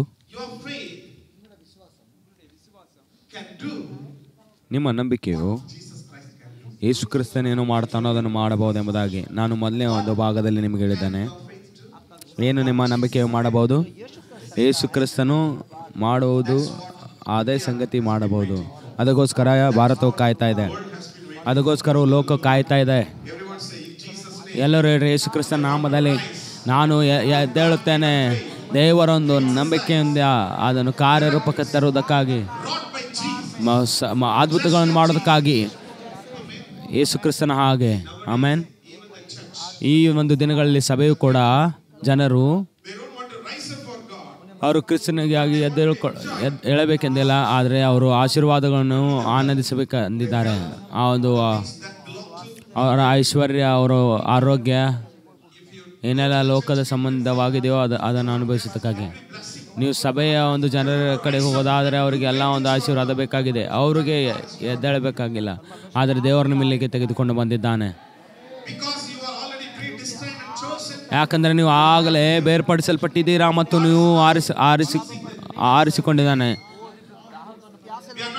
ದೇವರು ದಾಹದಿಂದಿರುವವನು ಆರಿಸಿಕೊಳ್ತಾ ಇದ್ದಾನೆ.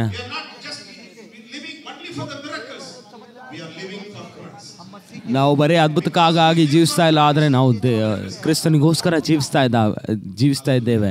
Amen, hallelujah. ನಾನು ಬರೀ ಆಶೀರ್ವಾದಕ್ಕೆ ಮಾತ್ರವಲ್ಲ, ನಾನು ಕ್ರಿಸ್ತನಿಗೋಸ್ಕರವಾಗಿದ್ದೇನೆ ಮತ್ತು ಆವಾಗ ನನ್ನನ್ನು ಆಶೀರ್ವಾದಗಳು ಹಿಂಬಾಲಿಸುತ್ತವೆ. ನಮ್ಮ ಒಂದು ಪ್ರಾಮುಖ್ಯತೆ ಯೇಸು ಕ್ರಿಸ್ತನಾಗೆ ಇರಬೇಕು. ಯೇಸು ಕ್ರಿಸ್ತನು ಪವಿತ್ರ ಆತ್ಮನಿಂದ ತುಂಬಿಸಲ್ಪಟ್ಟನು. ಆತನು ಎಲ್ಲ ಕಡೆಗೆ ಹೋಗ್ತಾ ಇದ್ದನು, ಎಲ್ಲ ಒಳ್ಳೆಯ ಸಂಗತಿಗಳನ್ನು ಮಾಡುತ್ತಾ ರೋಗದಲ್ಲಿರೋರಿಗೆ ಮತ್ತು ಬಂಧನದಲ್ಲಿರೋರಿಗೆ. ಅದಕ್ಕೋಸ್ಕರ ಅಪೊಸ್ತಲ ಬರೆದ ಕೃತ್ಯಗಳಲ್ಲಿ ಹೇಳುತ್ತದೆ ಹೇಗೆ ಒಂದು ಯೇಸು ಕ್ರಿಸ್ತನನ್ನು ದೇವರ ಅಭಿಷೇಕಿಸಿದ ನಮ್ಮದಾಗಿ. ಆತನು ಒಳ್ಳೆಯದನ್ನು ಮಾಡುವುದಕ್ಕೆ ಹೋದನು. ಆತನು ರೋಗಿಗಳನ್ನು ಗುಣಪಡಿಸ್ತಾ ಇದ್ದನು. ಆತನು ಒತ್ತಡದಲ್ಲಿದ್ದವರು, ಬಂಧನದಲ್ಲಿರೋರನ್ನು ಆತನು ಬಿಡಿಸ್ತಾ ಇದ್ದನು. ಆ ಅಭಿಷೇಕವು, ಆ ನಂಬಿಕೆಯು ನಮಗೆ ಕೊಡಲ್ಪಟ್ಟಿದೆ. ಹಲ್ಲೆಲೂಯಾ. ಎಲ್ಲರೂ ಹೇಳ್ರಿ, ನಾನು ರಕ್ಷಕನಾಗಿದ್ದೇನೆ ಎಂಬುದಾಗಿ. ಮೊದಲನೆಯಿಂದ ಹಿಡಿದು ನಾನು ನೂತನ ಸೃಷ್ಟಿಯಾಗಿದ್ದೇನೆ, ನಾನು ದೇವರ ಮಗನಾಗಿದ್ದೇನೆ, ಏನೆಲ್ಲ ಕ್ರಿಸ್ತನಲ್ಲಿ ದೇವ ಅದು ನನಗೆ ನನ್ನದಾಗಿದೆ, ನಾನು ರಕ್ಷಕನಾಗಿದ್ದೇನೆ, ನಾನು ಸ್ವಸ್ಥತೆಪಡಿಸೋನಾಗಿದ್ದೇನೆ. ನೀವು ಯಾರಾಗಿದ್ದೀರಾ ಸಹೋದರರೇ? ನಾನು ಡಾಕ್ಟರ್ ಆಗಿದ್ದೇನೆ.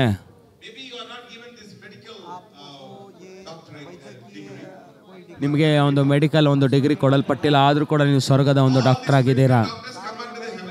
ಈ ಎಲ್ಲ ಒಂದು ಮೆಡಿಕಲ್ ಡಾಕ್ಟರ್ ಅವರು ಸ್ವರ್ಗದ ಡಾಕ್ಟರ್ ಕೆಳಗಡೆ ಬರುತ್ತಾರೆ. ಏನು ಲೋಕದ ಡಾಕ್ಟರ್ಗಳು ಮಾಡಲಿಕ್ಕಾಗೋದಿಲ್ಲೋ ಅದನ್ನು ನೀವು ಮಾಡಬಹುದು. ಇವತ್ತು ನಿಮ್ಮೆಲ್ಲರಿಗೂ ಒಂದು ಡಾಕ್ಟರೇಟ್ ಕೊಡಲ್ಪಟ್ಟಿದೆ, ಸ್ವರ್ಗದ ಒಂದು ಡಾಕ್ಟರೇಟ್, ಒಂದು ಡಿಗ್ರಿ, ಪದವಿ. ಹೇಳ್ರಿ, ನಾನು ಸ್ವಸ್ಥತೆ ಪಡಿಸುವವನಾಗಿದ್ದೇನೆ. ಕೆಲವೊಂದು ಜನ ಲೋಕದ ಡಾಕ್ಟರ್ ಆಗಿ ಕಾಣ್ತಾ ಇದ್ದಾರೆ. ನಗರಿ, ನಿಮ್ಮ ಪಕ್ಕದಲ್ಲಿರೋರಿಗೆ ಹೇಳ್ರಿ, ನಿಮ್ಗೆ ಯಾವುದಾದ್ರೂ ಸ್ವಸ್ಥತೆ ಬೇಕಾ, ನನ್ನ ಕಡೆಗೆ ಬನ್ನಿ. ಯೇಸು ಕ್ರಿಸ್ತನೇ ಹೇಳಿದನು,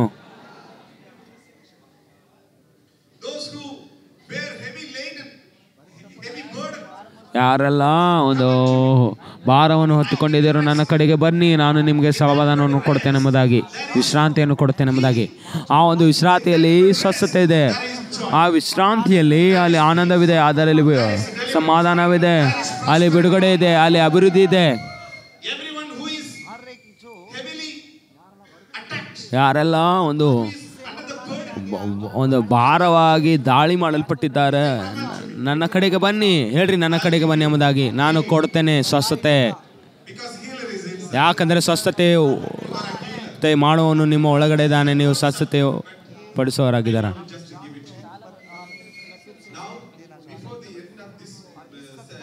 ಈಗ ಈ ಒಂದು ಭಾಗವು ಮುಗಿಯೋದಕ್ಕಿಂತ ಮುಂಚೆ ನೀವು ಕೆಲವೊಂದು ಜನರಿಗೆ ಸ್ವಸ್ಥತೆ ಮಾಡಲಿಕ್ಕಿದ್ದಾರಾ. ಯಾಕೆಂದರೆ ಆ ಒಂದು ಸ್ವಸ್ಥತೆ ನಂಬಿಕೆ ನಿಮ್ಮ ಒಳಗಡೆ ಇದೆ. ಶಾಟಾರಬ ಶಕಟಾರಬ. ಎಷ್ಟು ಜನರನ್ನು ಸ್ವಸ್ಥತೆ ಪಡಿಸಬೇಕೆಂದಿದ್ದೀರಾ? ಮಾರ್ಕನು 16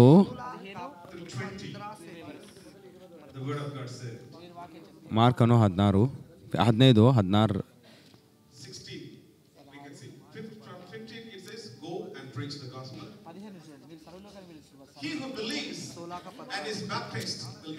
16 ಮತ್ತು 15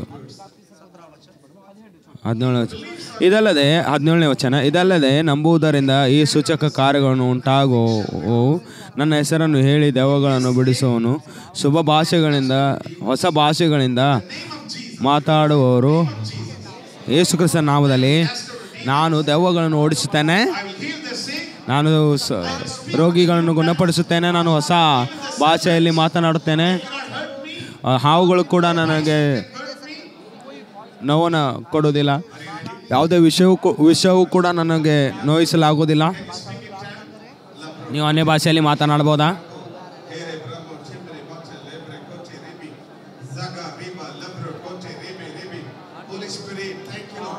ಪವಿತ್ರಾತ್ಮನೇ ಸ್ತೋತ್ರ ಕರ್ತನೆ.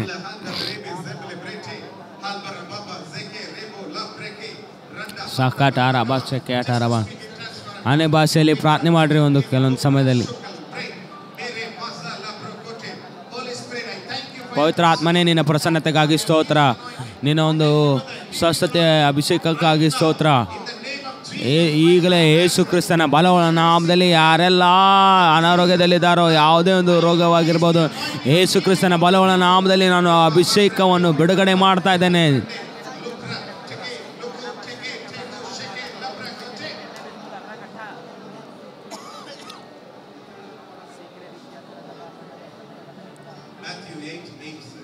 ಮತ್ತಾಯ 8:8 ಹೇಳುತ್ತದೆ, one word that will heal. ಒಂದು ವಾಕ್ಯವು ಅದು ರೋಗಿಯನ್ನು ಗುಣಪಡಿಸುತ್ತೆ ಎಂಬುದಾಗಿ. ಎಲ್ಲರೂ ಹೇಳ್ರಿ, ನಾನು ರಕ್ಷಕನಾಗಿದ್ದೇನೆ, ನಾನು ಸ್ವಸ್ಥತೆ ಪಡಿಸುವವನಾಗಿದ್ದೇನೆ,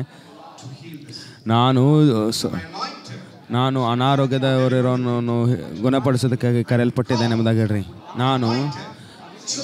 ನಾನು ಅಭಿಷೇಕಿಸಲ್ಪಟ್ಟಿದ್ದೇನೆ, ನಾನು ಕರೆಯಲ್ಪಟ್ಟಿದ್ದೇನೆ ಜನರನ್ನು ಗುಣಪಡಿಸುವುದಕ್ಕಾಗಿ. ಆಮೇನ್. ಸ್ವರ್ಗವು ನಿಮ್ಮನ್ನು ಅಧಿಕಾರ ಕೊಟ್ಟಿದೆ. ಸ್ವರ್ಗವು ನನಗೆ ಅಧಿಕಾರ ಕೊಟ್ಟಿದೆ ಒಂದು ಸ್ವಸ್ಥತೆ, ಒಂದು ಬಲದಿಂದ. ಅದನ್ನು ಹೇಳ್ರಿ. ಕಾಯಾರ ಬಾಯಾರ ಲೇ ಕೋಟಾರ.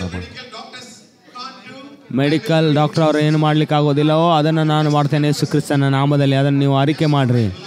ಹೌದು ಕರ್ತನೆ, ನಾನು ಅದನ್ನು ನಂಬುತ್ತೇನೆ. ಅದಕ್ಕೋಸ್ಕರ ನಂಬಿಕೆ ಹೇಗೆ ಬರುತ್ತದೆ? ನಂಬಿಕೆ ಹೇಗೆ ಬರುತ್ತದೆ? ಒಂದು ನಂಬಿಕೆ ವಾಕ್ಯವನ್ನು ಕೇಳುವುದರ ಮೂಲಕ. ಅಲ್ಲಿ ಒಬ್ಬ ಮನುಷ್ಯನಿದ್ದನು, ಆತನು ಶತಾಬ್ದಿಪತಿ ಇದ್ದನು.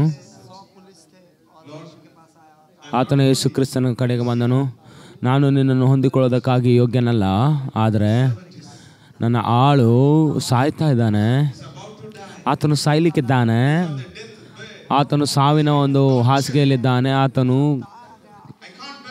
ಆತನು ಕಾಡಿಸಲ್ಪಡ್ತಾ ಇದ್ದಾನೆ, ನನಗೆ ಸಹಿಸಿಕೊಳ್ಳಲಿಕ್ಕೆ ಆಗ್ತಾ ಇಲ್ಲ. ಆತನು ಕ್ರಿಸ್ತನ ಕಡೆಗೆ ಬಂದು ಹೇಳಿದನು, ಯೇಸುವೆ, ಒಂದು ಮಾತನ್ನು ಮಾತನಾಡು, ಒಂದು ವಾಕ್ಯವನ್ನು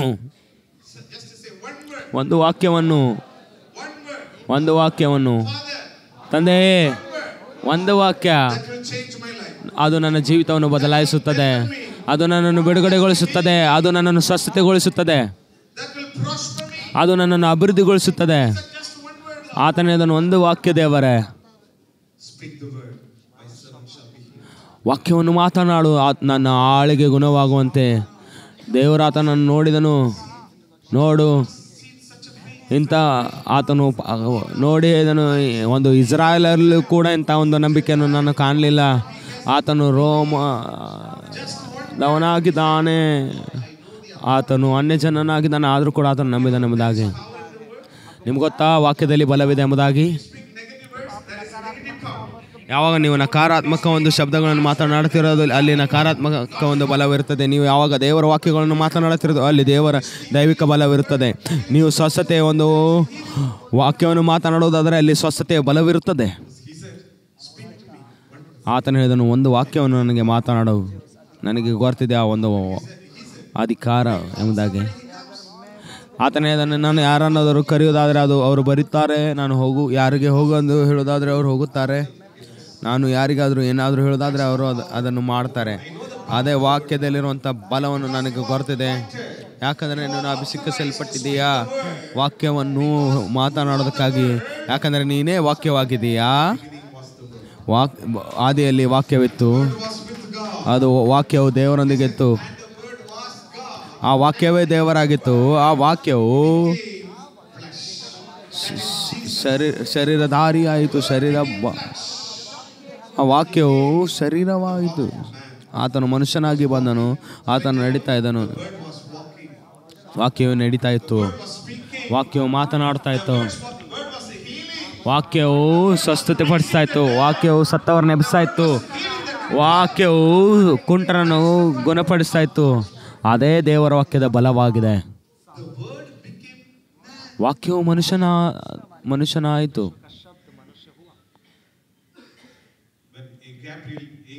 ಯಾವಾಗ ಗಬ್ರಿಯೇಲನಾದ ಸ್ವರ್ಗದೂತನು ಮರಿಯಳ ಕಡೆಗೆ ಬಂದನು, ಆತನು ಹೇಳ್ತಾ ಇದ್ದನು, ಒಂದು ಮಗನು ಹುಟ್ಟುತ್ತಾನೆ, ಎಲ್ಲವನ್ನು ಹೇಳ್ತಾ ಇದ್ದನು. ಆಕೆ ಕೇಳಿದಳು, ಹೇಗೆ ಅದನ್ನು ನಾನು ತಿಳಿದುಕೊಳ್ಳಬೇಕೆಂಬುದಾಗಿ. ದೇವದೂತನು ಹೇಳಿದನು, ದೇವರೊಂದಿಗೆ ಯಾವುದೂ ಕೂಡ ಸಾಧ್ಯವಿಲ್ಲ ಎಂಬುದಾಗಿ. ಯಾವಾಗ ಆಕೆ ವಾಕ್ಯವನ್ನು ಹೊಂದಿಕೊಂಡಳು, ಪವಿತ್ರಾತ್ಮನು ನಿನ್ನ ಮೇಲೆ ಬರುತ್ತಾನೆ, ಆತನು ನಿನ್ನ ಮೇಲೆ ಚಲಿಸುತ್ತಾನೆ.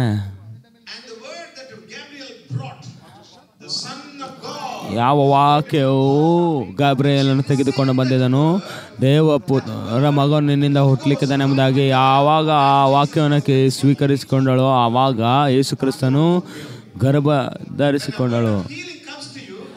ಯಾವಾಗ ಒಂದು ಸ್ವಸ್ಥತೆಯ ವಾಕ್ಯವು ನಿಮ್ಮಲ್ಲಿ ಬರುತ್ತದೆಯೋ, ಹೌದು ದೇವರೇ ನಾನು ಸ್ವಸ್ಥತೆಯನ್ನು ಹೊಂದಿಕೊಳ್ಳುತ್ತೇನೆ ಎಂಬುದಾಗಿ ಅಭಿಷೇಕವು ಕೂಡುತ್ತದೆ ಮತ್ತು ಅದು ಸ್ವಚ್ಛತೆಯು ಉಂಟಾಗುತ್ತದೆ, ಅದ್ಭುತವೂ ಉಂಟಾಗುತ್ತದೆ. ನೀವು ಕಾರಿಗಾಗಿ ಪ್ರಾರ್ಥನೆ ಮಾಡೋದಾದರೆ, ಹೌದು ಕರ್ತನೆ ನಾನು ನಂಬುತ್ತೇನೆ, ನೀನು ನನಗೆ ಒಂದು ಫಿಲಿಪ್ಪ ಬರೆದ ಪತ್ರಿಕೆ 4:19 ಪ್ರಕಾರ ನನ್ನ ದೇವರು ನನಗೆ ಒಂದು ಆತನ ಒಂದು ಐಶ್ವರ್ಯವಂತಿಕೆಯ ಮುಖಾಂತರ ಕಾರನ್ನು ಕೊಟ್ಟಿದ್ದಾನೆ ಎಂಬುದಾಗಿ ನೀವು ಯಾವಾಗ ನಂಬ್ತೀರಾ, ದೇವರ ಪವಿತ್ರಾತ್ಮನ ಬಲವು ಅದರ ಮೇಲೆ ಚಲಿಸುತ್ತದೆ. ನೀವು ಮಾತನಾಡಿರೋಂಥ ವಾಕ್ಯವು, ನಾನು ಕಾರೊಂದಿಗೆ ಆಶೀರ್ವಾದ ಹೊಂದಿದ್ದೇನೆ, ಆ ಅಭಿಷೇಕವು ಬರ್ತದೆ, ಆ ವಾಕ್ಯವು ಆ ಕಾರನ್ನು ತೆಗೆದುಕೊಂಡು ಬರುತ್ತದೆ ನಿಮ್ಮ ಮನೆಗೆ. ನೀವು ಹೇಳೋದಾದರೆ ನಾನು ಜೀವಿಸುವುದಿಲ್ಲ, ಆ ವಾಕ್ಯವನ್ನು ಸೈತಾನ ತೆಗೆದುಕೊಳ್ತಾನೆ. ನಾನು ನಿಮಗೆ ಒಂದು ವಾಕ್ಯ ಹೇಳ, ಎಲ್ಲ ಆಶೀರ್ವಾದಗಳು ಅವೆಲ್ಲವೂ ಕೂಡ ವಾಕ್ಯದಲ್ಲಿದ್ದಾವೆ. ಇಲ್ಲಿಂದ ನೀವು ಒಂದು ತಿಂಗಳಿನ ಇದರಲ್ಲಿ ನೀವು ದೇವರ ವಾಕ್ಯವನ್ನು ಮಾತನಾಡ್ರಿ. ವಾಕ್ಯಗಳು ದೇವರ ವಾಕ್ಯಗಳು. ನೀವು ವಾಕ್ಯವನ್ನು ಮಾತ್ರ ಮಾತನಾಡಲಿಕ್ಕಿದ್ದೀರಾ. ಮತ್ತು ದೇವರು ಹೇಳಿದನು, ಯೇಸು ಕ್ರಿಸ್ತನು ಹೇಳಿದನು, ಇಂಥ ಒಂದು ನಂಬಿಕೆಯನ್ನು ನಾನು ಎಲ್ಲಿ ಕಂಡಿಲ್ಲ ಎಂಬುದಾಗಿ. ಆತನು ಹೇಳಿದನು, ನೀ ಹೋಗು, ನಿನ್ನ ನಂಬಿಕೆಯಂತೆ ನಿನಗಾಗಲಿ. ಅದಕ್ಕೋಸ್ಕರ ಯೇಸು ಕ್ರಿಸ್ತನು ಹೇಳಿದನು, ಯಾರಾದರೂ ಈ ಬೆಟ್ಟಕ್ಕೆ ಹೇಳೋದಾದರೆ ಇಲ್ಲಿಂದ ಕಿತ್ತುಕೊಂಡು ಹೋಗಿ ಸಮುದ್ರದಲ್ಲಿ ಬೀಳೆಂಬುದಾಗಿ, ಅದು ಅವರ ನಂಬಿಕೆ ಅನುಸಾರ ಅವರ ವಾಕ್ಯದ ಅನುಸಾರವಾಗುತ್ತೆ ಎಂಬುದಾಗಿ ಅವರ ಹೃದಯದಲ್ಲಿ ಅವರು ಸಂಶಯ ಪಡಲಿಲ್ಲವೆಂದರೆ. ಈಗ ನೀವು ದೇವರ ವಾಕ್ಯವನ್ನು ಮಾತನಾಡಲಿಕ್ಕಿದ್ದೀರಾ, ಒಂದು ಸ್ವಸ್ಥತೆಯ ಒಂದು ವಾಕ್ಯವನ್ನು ಮಾತನಾಡಲಿಕ್ಕಿದ್ದೀರಾ. ಯಾಕಂದರೆ ನೀವು ಸ್ವಸ್ಥತೆ ಪಡಿಸುವವರಾಗಿದ್ದೀರಾ, ನೀವು ರಕ್ಷಕರಾಗಿದ್ದೀರಾ. ಯಾವಾಗ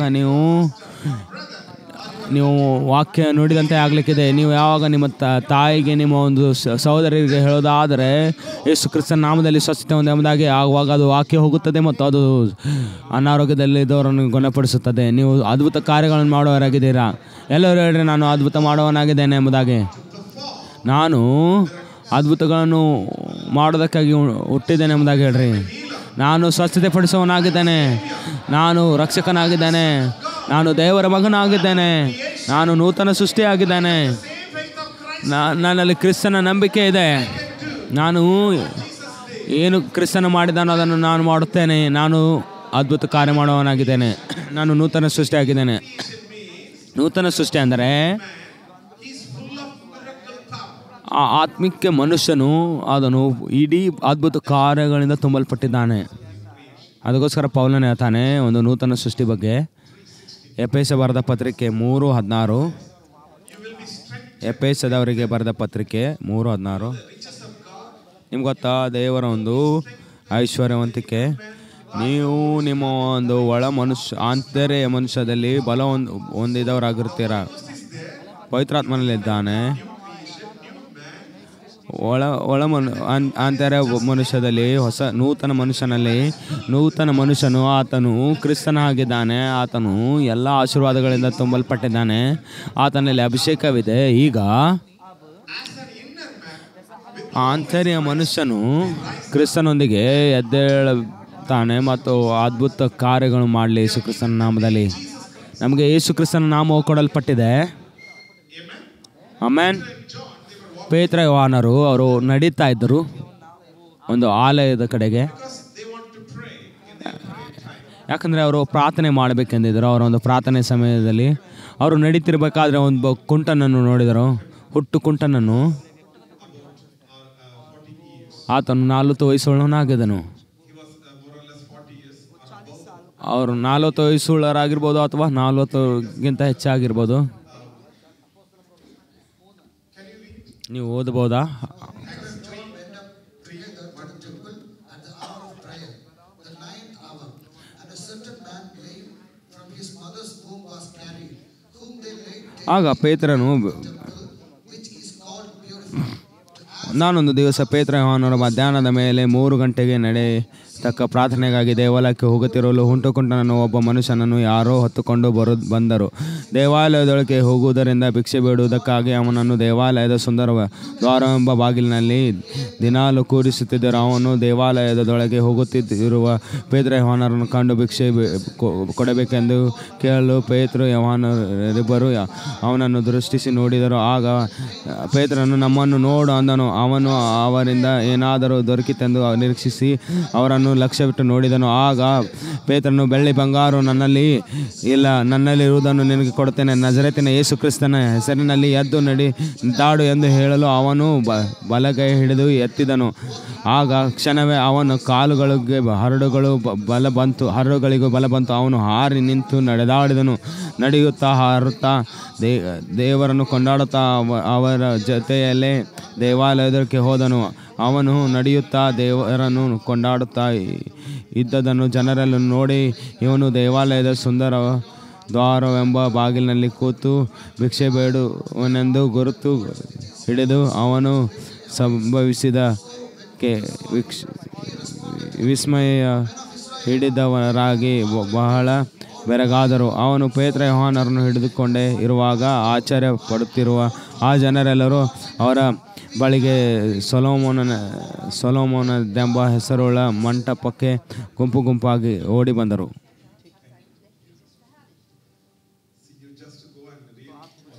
ನೀವು ಹೋಗಿ ಎಲ್ಲ ಒಂದು ವಾಕ್ಯಗಳನ್ನು ಓದ್ರಿ.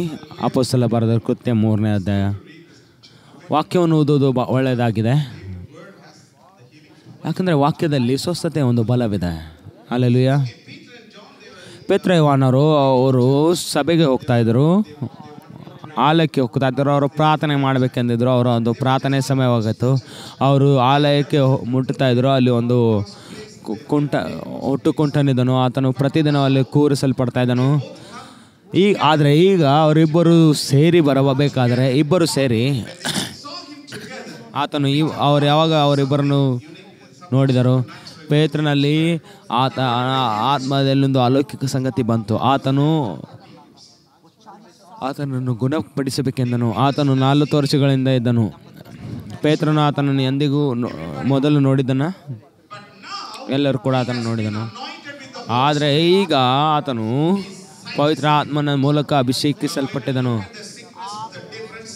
ನೀವು ರೋಗವನ್ನು ಬೇರೆ ಒಂದು ಕಣ್ಣುಗಳಿಂದ ನೋಡ್ಲಿಕ್ಕಿದ್ದೀರಾ, ದೇವರೊಂದು ಕೋಪದೊಂದಿಗೆ. ದೇವರಿಗೆ ಸ್ತೋತ್ರ.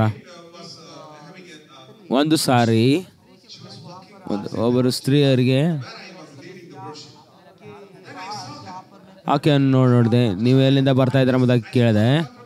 ನಾನು ಸಭೆಯಿಂದ ಬರ್ತಾ ಇದ್ದೇನೆ ಎಂಬುದಾಗಿ ಹೇಳಿದರು.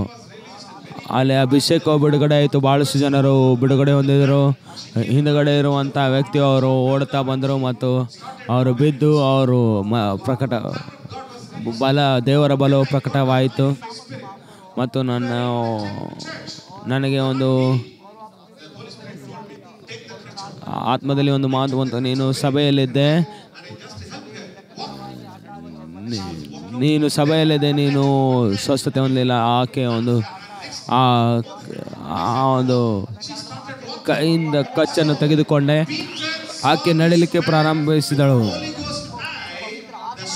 ಪೇತ್ರನು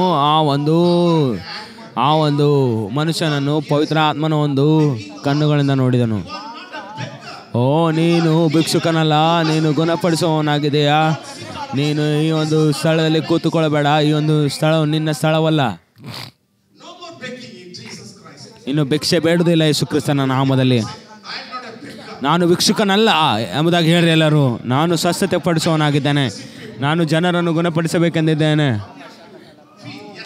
ಎಷ್ಟು ಜನ ನೀವು ಅನುಭವಿಸ್ತೀರಾ? ಹೌದು ಕರ್ತನೆ, ನಾನು ರೋಗಿಗಳನ್ನು ಗುಣಪಡಿಸಬೇಕು. ದೇವರ ಕೋಪವು ಒಂದು ರೋಗದ ವಿರುದ್ಧವಾಗಿ, ಒಂದು ಜ್ವರಗಳ ವಿರುದ್ಧವಾಗಿ ನಮಗೆ ಬರಲಿ ಯೇಸು ಕ್ರಿಸ್ತನ ನಾಮದಲ್ಲಿ. ಕೆನೆತ್ ಕಾಂಪ್ಲೇಟ್ ಅವರು ಹೇಳ್ತಾರೆ, ಯಾವಾಗೆಲ್ಲ ಅವರು ರೋಗವನ್ನು ನೋಡ್ತಾರೋ, ಒಂದು ಬಡತನವನ್ನು ಯಾವಾಗ ನೋಡ್ತಾರೋ ಅವರಿಗೆ ಸಿಟ್ಟು ಬರ್ತಾಯಿತ್ತು, ಅವರಿಗೆ ದೇವರ ಕೋಪ ಬರ್ತಾಯಿತ್ತು. ನಿಮ್ಮ ಕೈಗಳನ್ನೆತ್ತಿ ಹೇಳ್ರಿ, ಯೇಸು ಕ್ರಿಸ್ತನ ತಂದೆ, ಯಾವಾಗೆಲ್ಲ ನಾನು ಯಾರಾದರೂ ರೋಗದಲ್ಲಿರುವುದಾದ್ರೂ ನೋಡೋದಾದರೆ ದೇವರ ಒಂದು ಕೋಪವು ಒಂದು ರೋಗದ ವಿರುದ್ಧವಾಗಿ ಅದನ್ನು ನ್ಯಾಯ ಮಾಡೋದಕ್ಕಾಗಿ ಅದನ್ನು ನಾನು ತುಂಬಿಸು ದೇವರೇ. ರಾಮ ಪವಿತ್ರಾತ್ಮನು ಪೇತ್ರನನ್ನು ತುಂಬಿಸಿದನು. ಆತನು ನೋಡಿದನು, ಭಿಕ್ಷುಕನ್ನು ತಿಳಿದುಕೊಂಡನು. ಆತನು ಹೇಳಿದನು, ನನ್ನಲ್ಲಿ ಬೆಳ್ಳಿ ಬಂಗಾರವಿಲ್ಲ ಎಂಬುದಾಗಿ. ಅದರರ್ಥ ಒಂದು ಮನುಷ್ಯನ ಹತ್ರ ಬೆಳ್ಳಿ ಬಂಗಾರ ಇರಬೇಕೆಂಬುದಾಗಿ ಅಲ್ಲ. ನೀವು 4ನೇ ಅಧ್ಯಾಯ ಓದೋದಾದರೆ ಎಲ್ಲ ಜನರು ಅವರ ಹಣ ದುಡ್ಡನ್ನು ತೆಗೆದುಕೊಂಡು ಬಂದು ಅವರು ಅಪೊಸ್ತಲನಾದ ಪೇತ್ರನ ಕಾಲ್ ಕಡೆಗಡೆ ಹಾಕಿದ್ದಾರೆ ಎಂಬುದಾಗಿ. ನನ್ನಲ್ಲಿ ಬೆಳ್ಳಿ ಬಂಗಾರವಿಲ್ಲ, ಆದರೆ ನನ್ನಲ್ಲಿ ಒಂದು ಸಂಗತಿ ಇದೆ, ಅದು ನಿನ್ನನ್ನು ಗುಣಪಡಿಸಬಹುದು. ನನ್ನಲ್ಲಿ ಏನೋ ಇದೆ, ಅದು ವೈರಿಯ ಒಂದು ಬಲವನ್ನು ಮುರಿಯಬಹುದು ಎಂಬುದಾಗಿ. ನನ್ನಲ್ಲಿ ಒಂದು ಅಲೌಕಿಕ ಇದೆ, ಅದು ಒಂದು ಪವಿತ್ರಾತ್ಮನ ಬಲವಾಗಿದೆ. ಅದು ಸತ್ತವರನ್ನು ಎಬ್ಬಿಸಬಹುದು, ಅದು ಕುಂಟನನ್ನು ನಡೆಯುವಂತೆ ಮಾಡುತ್ತದೆ. ಯಾರಾದರೂ ಹೇಳ್ರಿ ಕಿರ್ಚಿ, ನನ್ನಲ್ಲಿ ಏನೋ ಇದೆ, ಅದು ಅಲೌಕಿಕವಾಗಿದೆ. ನಾನು ಸಾಧಾರಣವಾಗಿ ಕಾಣಬಹುದು, ಆದರೆ ನನ್ನ ಒಳಗಡೆ ಅಲೌಕಿಕ ಒಂದು ಅಸಾಧಾರಣ ನನ್ನೊಳಗೆ ಜೀವಿಸ್ತಾ ಇದ್ದಾನೆ. ಆತನು ಪವಿತ್ರಾತ್ಮನಾಗಿದ್ದಾನೆ. ಹಲ್ಲೆಲೂಯ. ನೀವು ಯಾರಾಗಿದ್ದೀರಾ ಸಹೋದರ? ನೀವು ಯಾರಾಗಿದ್ದೀರಾ ಸಹೋದರಿಯರು? ನೀವು ಯಾರಾಗಿದ್ದೀರಾ? ನೀವು ಸ್ವಸ್ಥತೆ ಪಡಿಸೋರಾಗಿದ್ದೀರಾ? ನೀವು ಅದ್ಭುತ ಮಾಡುವವರಾಗಿದ್ದೀರಾ? ಹೇಳ್ರಿ, ಅದ್ಭುತ ಮಾಡುವವರಾಗಿದೆ ಎಂಬುದಾಗಿ. ಎಷ್ಟು ಜನ ನೀವು ಅದ್ಭುತ ಮಾಡುವವರಾಗಿದ್ದೀರಾ? ನಾನು ನಿಮ್ಗೆ ಹೇಳ್ಬೋದಾ, ಯಾರೆಲ್ಲ ಕ್ರಿಸ್ತನನ್ನು ಸ್ವೀಕರಿಸಿಕೊಂಡಾರೋ, ಯಾರೆಲ್ಲ ನಂಬಿಕಸ್ಥರಿದ್ದಾರೋ ಅವರು ಅದ್ಭುತ ಕಾರ್ಯಗಳನ್ನು ಮಾಡುವವರಾಗಿದ್ದಾರೆ. ಅದಕ್ಕೋಸ್ಕರ ಯೇಸು ಕ್ರಿಸ್ತನ ಹೇಳ್ತಾನೆ, ನೀವು ರೋಗಿಗಳ ಮೇಲೆ ಕೈ ಇಡುವಾಗ ಅವರು ಗುಣ ಹೊಂದುತ್ತಾರೆ ಎಂಬುದಾಗಿ. ಆ ಅಭಿಷೇಕವು ಬಿಡುಗಡೆ ಆಗಲಿ ಒಂದು ಸಮಯದಲ್ಲಿ. ಸ್ವಸ್ಥತೆ ಒಂದು ಅಭಿಷೇಕ ಬಿಡುಗಡೆ ಆಗಲಿ ಒಂದು ಸಮಯದಲ್ಲಿ. ಅಪೊಸ್ತಲ ಬರೆದ ಕೃತ್ಯಗಳಲ್ಲಿ ನಾನು ನಿಮ್ಗೆ ಆಗಲೇ ಹೇಳಿದ್ದೇನೆ, ಅವರೆಲ್ಲ ಕಡೆ ಹೋಗ್ತಾ ಇದ್ರು, ಅವರು ದೇವರ ಸ್ವಾರ್ಥವನ್ನು ಸಾರ್ತಾ ಇದ್ರು, ದೇವರ ವಾಕ್ಯವನ್ನು ಸಾರ್ತಾ ಇದ್ರು, ಮತ್ತು ಪವಿತ್ರಾತ್ಮನ ಅವರೊಂದಿಗೆ ಇದ್ದನು, ಮತ್ತು ಆತನು ವಾಕ್ಯವನ್ನು ಖಚಿತಗೊಳಿಸ್ತಾ ಇದ್ದನು. ಎಲ್ಲರೂ ಹೇಳ್ರಿ, ನನಗೆ ಅದ್ಭುತಗಳು ಬೇಕೆಂಬುದಾಗಿ. ನಾನು ಅದ್ಭುತಗಳನ್ನು ನೋಡಬೇಕು. ನಿಮ್ಮಲ್ಲಿ ಎಷ್ಟು ಜನರಿಗೆ ಅದು ವೈರಾಗ್ಯವಿದೆ? ನಿಜವಾದ ವೈರಾಗ್ಯ, ನಿಜವಾದ ಹಸಿವು, ನಿಜವಾದ ಒಂದು ದಾಹ, ನಾನು ಅದ್ಭುತ ಕಾರ್ಯವನ್ನು ಮಾಡುವನಾಗಬೇಕೆಂಬುದಾಗಿ.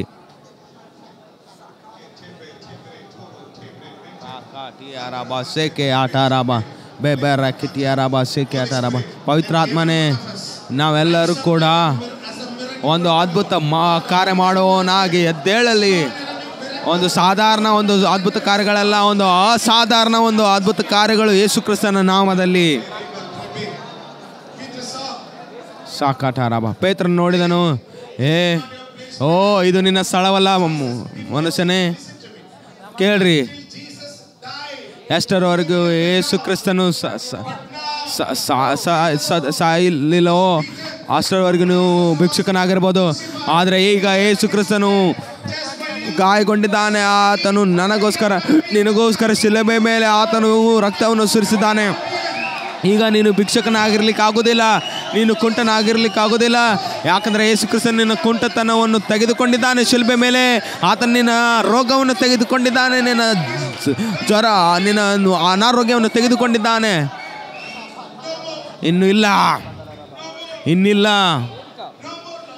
ಇನ್ನಿಲ್ಲ ಕರ್ತನೆ, ನಾನು ಅದ್ಭುತ ಕಾರ್ಯಗಳನ್ನು ಮಾಡುವವನಾಗಿದ್ದೇನೆ. ನಾನು ಪವಿತ್ರ ಆತ್ಮನ ಮನುಷ್ಯನಾಗಿದ್ದೇನೆ. ಎಲ್ಲರೂ ಕೂಡ ಅದ್ಭುತಗಳನ್ನು ಹೊಂದಿಕೊಳ್ಳುತ್ತಾರೆ. ನಾನು ನಂಬುತ್ತೇನೆ. ಅದೇ ವಾಕ್ಯವನ್ನು ಹೇಳುತ್ತದೆ, ಅದನ್ನೇ ನಾನು ನಂಬುತ್ತೇನೆ. ನಾನು ಅದ್ಭುತ ಕಾರ್ಯಗಳನ್ನು ಮಾಡುವವನಾಗಿದ್ದೇನೆ. ನಾನು ಪವಿತ್ರಾತ್ಮನ ಮನುಷ್ಯನಾಗಿದ್ದೇನೆ. ನಿಮ್ಮ ಬಲಗೈಯನ್ನು ಎತ್ತರಿ, ಹೇಳ್ರಿ, ಯೇಸುವೆ, ನಾನು ಅನುಮತಿಸುವುದಿಲ್ಲ ಯಾರು ಕೂಡ ಅನಾರೋಗ್ಯದಲ್ಲಿ ಇರೋದಕ್ಕಾಗಿ. ಯಾರನ್ನೆಲ್ಲ ನಾನು ನೋಡುತ್ತೇನೋ, ಎಲ್ಲೆಲ್ಲ ನಾನು ಜನರನ್ನು ಭೇಟಿಯಾಗುತ್ತೇನೋ, ಅವರಲ್ಲಿ ನಾನು ಆ ರೋಗ ಇರೋದಕ್ಕಾಗಿ ನಾನು ಅನುಮತಿಸುವುದಿಲ್ಲ. ಇವತ್ತಿನಿಂದ ಯೇಸು ಕ್ರಿಸ್ತನ ಬಲವುಳ್ಳ ನಾಮದಲ್ಲಿ ಅಂಥ ಒಂದು ವೈರಾಗ್ಯ, ಅಂಥ ಒಂದು ಭಯಕ್ಕೆ, ಅಂಥ ಒಂದು ಸ್ಕೋಪ, ಅಂಥ ಒಂದು ಬಲ ನನ್ನನ್ನು ತುಂಬಿಸೋಪ್ಪ. ಏ ರಾಖಾಟಾಬಾರಾಬ ಸಾಕಾಟಾರಾಬ.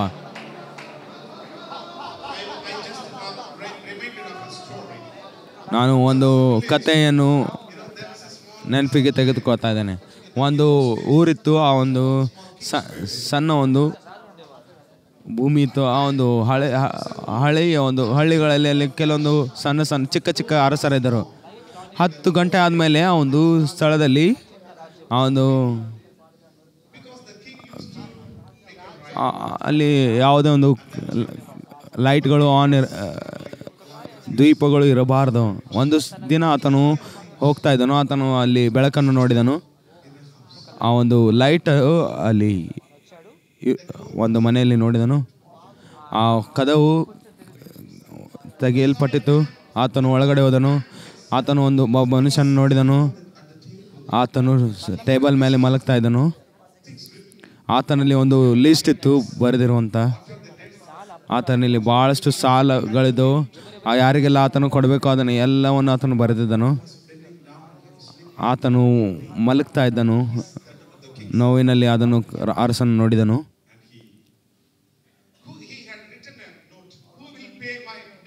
ಆತನು ಬರೆದಿದ್ದನು, ಯಾರು ನನ್ನ ಒಂದು ಸಾಲಗಳನ್ನು ಮುಟ್ಟಿಸ್ತಾರೆ ಎಂಬುದಾಗಿ.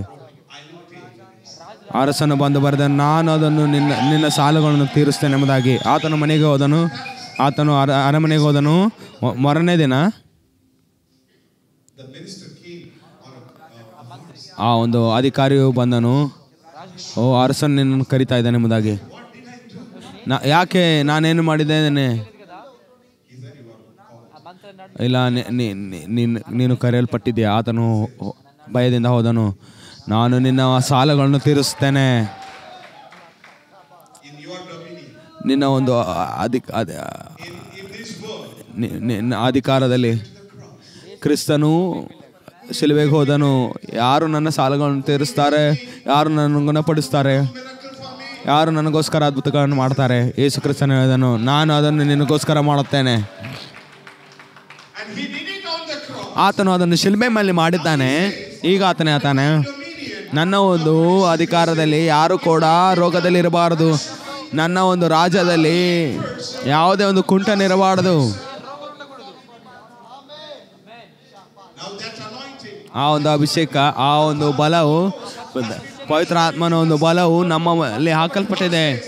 ದೇವರು ಹೇಳ್ತಾನೆ, ನಿಮ್ಮ ಒಂದು ರಾಜ್ಯದಲ್ಲಿ ಯಾವುದೇ ಒಂದು ಅನಾರೋಗ್ಯ ಜನರು ಇರುವುದಿಲ್ಲ.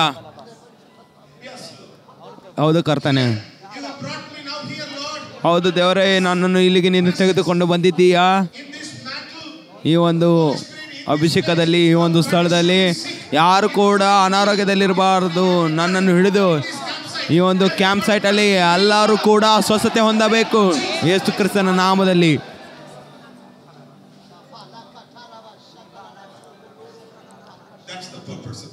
ಅದು ದೇವರ ಒಂದು ಉದ್ದೇಶವಾಗಿದೆ. ನೀವು ನೋಡಿದಂಥ ಅದ್ಭುತ ಕಾರ್ಯಗಳು ನಿಮ್ಮ ಜೀವಿತದಲ್ಲಿ ಆಗಲಿಕ್ಕಿದ್ದಾವೆ. ಭಾಳಷ್ಟು ಅದ್ಭುತ ಕಾರ್ಯಗಳು. ನೀವು ಅದ್ಭುತಕ್ಕಾಗಿ ಹತ್ತಿದ್ದೀರಾ. ನಿಮ್ಮ ಆಳುವಂಥ ಸಮಯ ಮುಗಿದಿದೆ. ಒಂದು ಘೋಷಣೆ ಮಾಡುವಂಥ ಸಮಯ ಬಂದಿದೆ. ನೀವು ವಾಕ್ಯವನ್ನು ಮಾತನಾಡಲಿಕ್ಕಿದ್ದೀರಾ ಮತ್ತು ಅದ್ಭುತಗಳು ಆಗಲಿಕ್ಕಿದ್ದಾವೆ. ನಿಮ್ಮ ಒಂದು ಅಧಿಕಾರದ ಒಳಗಡೆ, ನನ್ನ ಒಂದು ಅಧಿಕಾರದಲ್ಲಿ ಎಲ್ಲೆಲ್ಲ ನನ್ನ ಒಂದು ಹೆಜ್ಜೆಗಳು ಬೀಳುತ್ತಾವೋ, ಎಲ್ಲೆಲ್ಲ ನಾನು ಹೋಗ್ತೀನೋ, ನನ್ನ ಅಧಿಕಾರದಲ್ಲಿ ನಾನು ಘೋಷಿಸ್ತಾ ಇದ್ದೇನೆ. ಯಾರು ಕೂಡ ಅನಾರೋಗ್ಯದಲ್ಲಿ ಇರುವುದಿಲ್ಲ. ಯಾವುದೇ ಮರಣವಿಲ್ಲ, ಯಾವುದೇ ಒಂದು ರೋಗದ ಒಂದು ಬಲವಿಲ್ಲ. ಸೈತಾನನೇ, ನಾನು ಬರೋದಕ್ಕಿಂತ ಮುಂಚೆ ಆ ಒಂದು ಸ್ಥಳವನ್ನು ಬಿಟ್ಟು ಹೋಗು ಯೇಸು ಕ್ರಿಸ್ತನ ನಾಮದಲ್ಲಿ. ನಿಮ್ಮ ಪಾದ ಎದ್ದೇಳ್ರಿ, ಒಂದು ಸಮಯದಲ್ಲಿ ನಿಂತುಕೊಳ್ರಿ.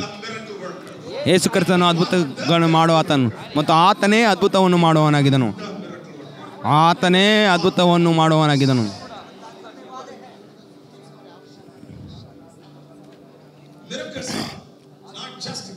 ಅದ್ಭುತಗಳು ಅವು ಬರೀ ವರಗಳ ಅಲ್ಲ, ಅದು ನಮ್ಮ ಹುಟ್ಟು ಜನ್ಮ ಹಕ್ಕು ಆಗಿದೆ. ನೀವು ಯಾವಾಗ ಹೋಗ್ತಿರೋ ಫ್ಲೈಟಲ್ಲಿ ಅದರಲ್ಲಿ ಆಹಾರವಿರ್ತದೆ, ಅಲ್ಲಿ ಮೆನು ಇರ್ತದೆ. ನೀವು ನೀವು ಸಸ್ಯಾಹಾರಿ ಆಗಿರ್ಬೋದು ಅಥವಾ ನೀವು ಮಾಂಸಾಹಾರಿ ಆಗಿರ್ಬೋದು, ಅಲ್ಲಿ ಇರುತ್ತದೆ. Hallelujah, hallelujah. ನನಗೆ ಒಂದು ಕತೆ ನೆನಪಿದೆ. ಒಬ್ಬ ದೈವ ಸೇವಕರು ಅವರು ಫ್ಲೈಟಿಂದ ಹೋಗ್ತಾ ಇದ್ದರು. ಒಂದು ಸ್ಥಳಕ್ಕೆ ಅವರು ಹೋಗಬೇಕಾಗಿತ್ತು.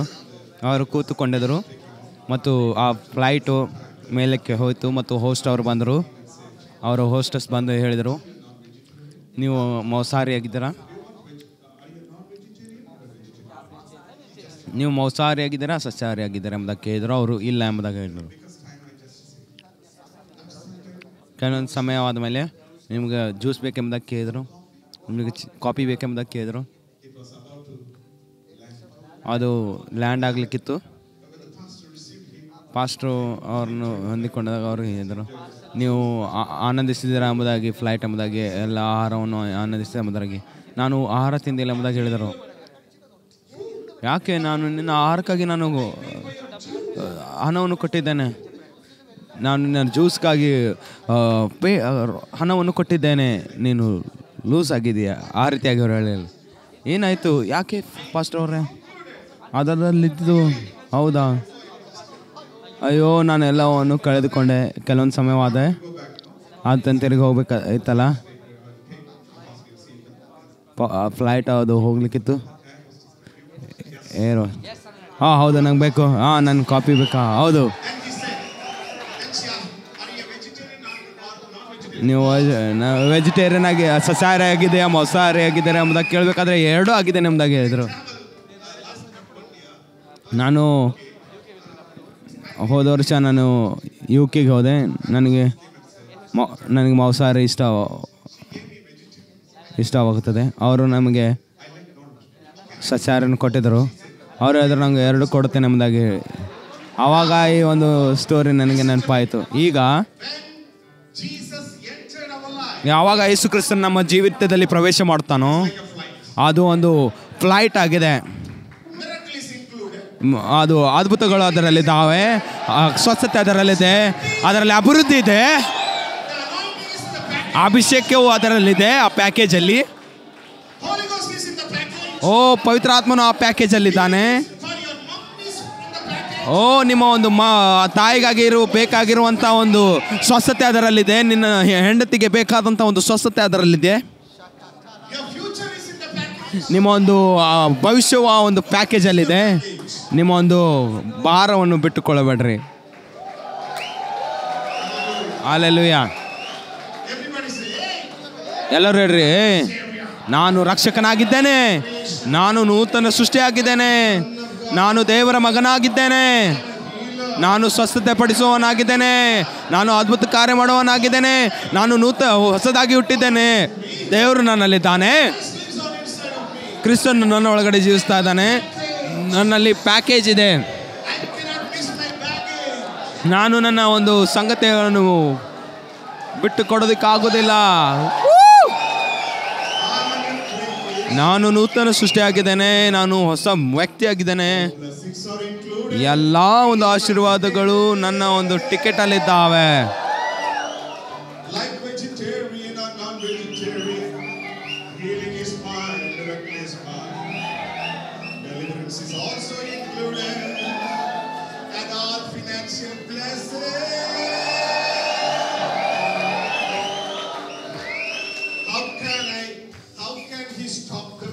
ಹೇಗೆ ಆತನು ನನ್ನ ಆಶೀರ್ವಾದಗಳನ್ನು ನಿಲ್ಲಿಸಬಹುದು?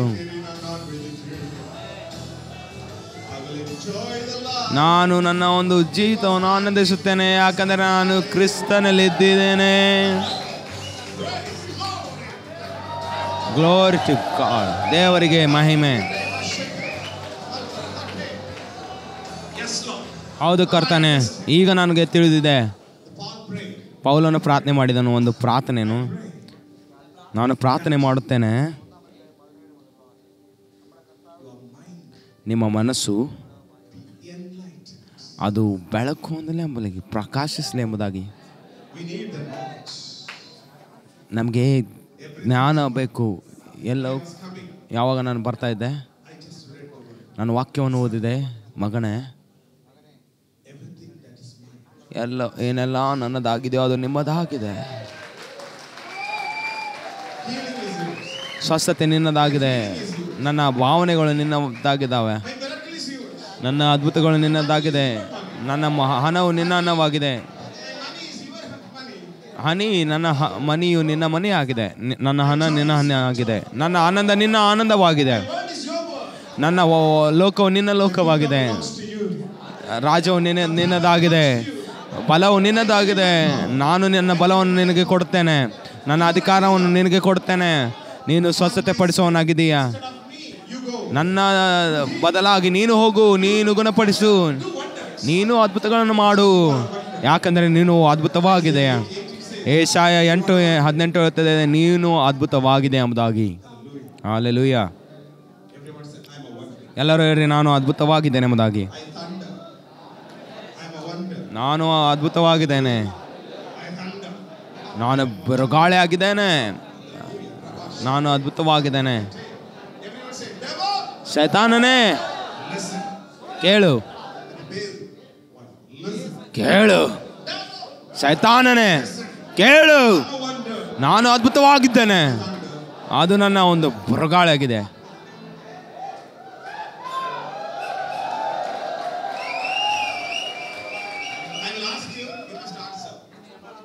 ನಾನು ನಿಮ್ಗೆ ಕೇಳ್ತೇನೆ, ನೀವು ಉತ್ತರ ಕೊಡಬೇಕು. ನಾಯಿ ಕಿರುಚುತ್ತದೆ, ಒದರುತ್ತದೆ. ನಾಯಿ ಎಷ್ಟು ನಾಯಿಗಳು ಇಲ್ಲಿ? ಆಗಲೇ ಬಹಳಷ್ಟು ನಾಯಿಗಳಿದ್ದಾವೆ. ಬೆಕ್ಕು ಮೇವ್, ನಾಯಿ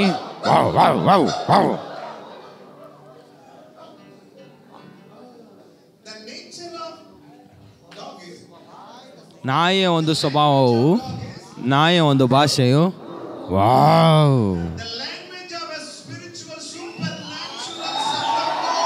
ಒಂದು ಅದ್ಭುತವಾದ ಆತ್ಮಿಕ ಒಂದು ದೇವರ ಮಗನ ಒಂದು ಭಾಷೆ. ಅದು ಅದ್ಭುತ, ಅದು ಸ್ವಸ್ಥತೆ ಆಗಿದೆ. ನಿಮ್ಮ ಪಕ್ಕದಲ್ಲಿರೋರಿಗೆ ಹೇಳ್ರಿ, ಏಯ್ ನಿಂಗೆ ಗೊತ್ತಾ, ನಾನು ಸಾಧಾರಣ ಮನುಷ್ಯನಲ್ಲ, ನಾನು ಅಸಾಧಾರಣ ವ್ಯಕ್ತಿಯಾಗಿದ್ದೇನೆ. ನಾನು ದೇವರ ಮಗನಾಗಿದ್ದೇನೆ. ನಾನು ನೂತನ ಸೃಷ್ಟಿಯಾಗಿದ್ದೇನೆ. ನಾನು ಸ್ವಸ್ಥತೆ ಪಡಿಸೋನಾಗಿದ್ದೇನೆ. ನಾನು ರಕ್ಷಕನಾಗಿದ್ದೇನೆ. ನಾನು ಅದ್ಭುತ ಮಾಡುವವನಾಗಿದ್ದೇನೆ. ನನ್ನ ಸ್ವಭಾವವು, ನನ್ನ ಒಂದು ಸಾಧಾರಣ ಒಂದು ಜೀವಿತ ಅದು ಅದ್ಭುತವಾದ ಜೀವಿತವಾಗಿದೆ. ನನಗೆ ಊಟ ಬೇಕಾದರೆ, ನನಗೆ ಆಹಾರ ಬೇಕಾದರೆ ಅದ್ಭುತ. ಯಾವಾಗ ಯೇಸು ಕ್ರಿಸ್ತನ ತನ್ನ ಉಪವಾಸ ಪ್ರಾರ್ಥನೆಯನ್ನು ಮುಗಿಸಿದನು 40 ದಿವಸದ, ಶೈತಾನು ಬಂದನು. ಹಲೋ ಸರ್, ಗುಡ್ ಮಾರ್ನಿಂಗ್, ಶುಭ ಮುಂಜಾನೆ. ನಿಮ್ಗೆ ಹಸು ಆಗಿದೆಯಾ?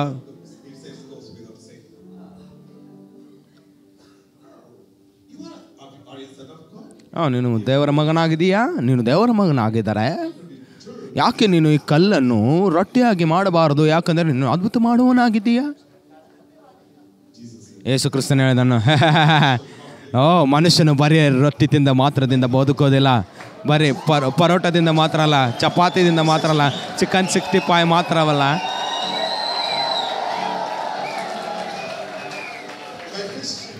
ಮೀನು.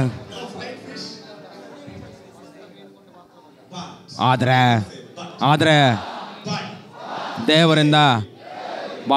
ದೇವರ ಬಾಯಿಂದ ಹೊರಡುವಂಥ ಎಲ್ಲ ವಾಕ್ಯಗಳಿಂದ, ದೇವರ ಬಾಯಿಂದ ಹೊರಡುವಂಥ ಎಲ್ಲ ವಾಕ್ಯಗಳಿಂದ ಬದುಕೋನೆಂಬುದಾಗಿ.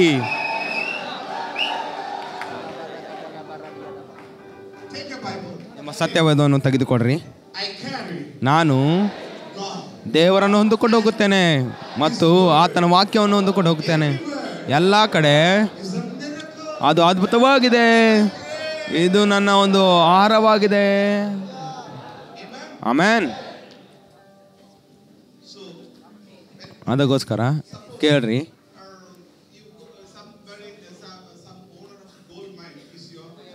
ಒಬ್ಬ ಒಂದು ಬಂಗಾರದ ಒಂದು ಗೋಲ್ಡ್ ಮೈನ್ ಅವರು ನಿಮ್ಮ ಓನರ್, ಅವರು ನಿಮ್ಮ ಒಂದು ಸ್ನೇಹಿತರಾಗಿದ್ದಾರೆ ಎಂಬುದಾಗಿ,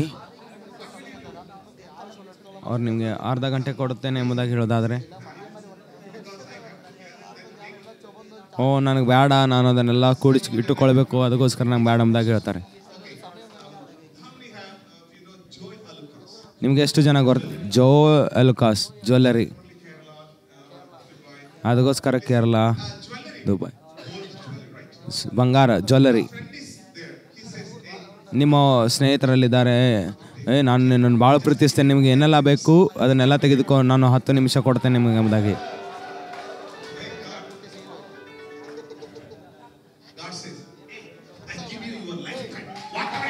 ಓ ನನ್ನ ಒಂದು ಜೀವಮಾನವೆಲ್ಲ ನಿನಗೆ ಕೊಟ್ಟಿದ್ದೇನೆ, ಏನೆಲ್ಲ ಬೇಕಲ್ಲ ನೀನು ನಾನು ತೆಗೆದುಕೋ. ನೀವು ಸಿದ್ಧರಾಗಿದ್ದೀರಾ? ಓ ಜ್ಯುವೆಲ್ಲರಿಲಿದೆ, ಬಂಗಾರವಿಲ್ಲಿದೆ, ಎಲ್ಲ ಆಶೀರ್ವಾದಗಳು. ನಾನು ಕೆಲವೊಂದು ಸಮಯಕ್ಕಾಗಿ ಪ್ರಾರ್ಥನೆ ಮಾಡಲಿಕ್ಕಿದ್ದೇನೆ. ನೀವು ಕೆಲವೊಂದು ಸಮಯಕ್ಕಾಗಿ ಅನ್ಯ ಭಾಷೆಯಲ್ಲಿ ಮಾತನಾಡ್ರಿ.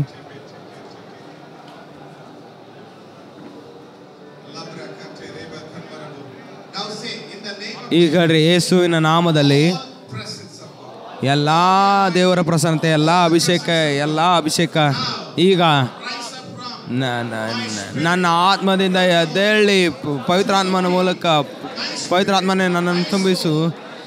ನನ್ನ ಆತ್ಮವು, ನನ್ನ ಪ್ರಾಣವು, ನನ್ನ ಶರೀರವು, ನನ್ನ ಎಲ್ಲವೂ ವನ್ನು. ಹಲ್ಲೆಲೂಯಾ.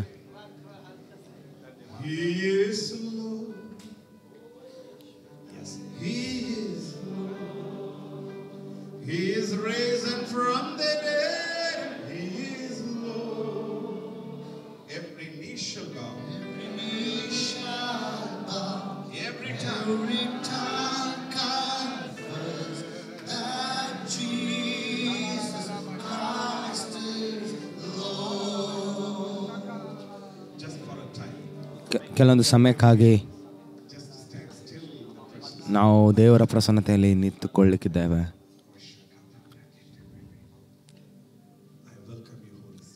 ಪವಿತ್ರಾತ್ಮನ ನಾನು ನಿನ್ನ ಆಹ್ವಾನಿಸ್ತೇನೆ. ನೀನು ನಮ್ಮೊಳಗಡೆ ಜೀವಿಸ್ತಾ ಇದ್ದೀಯ.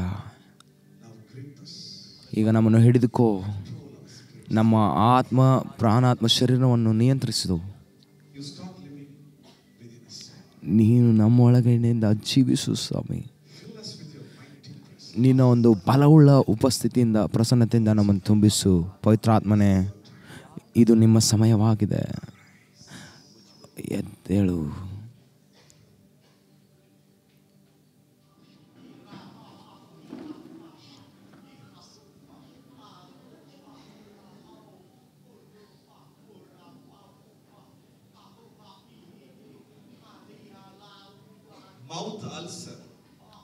ಬಾಯಿಯ ಒಂದು ಅಲ್ಸರ್, ಅದು ಸ್ವಸ್ಥತೆ ಆಗ್ತಾ ಇದೆ.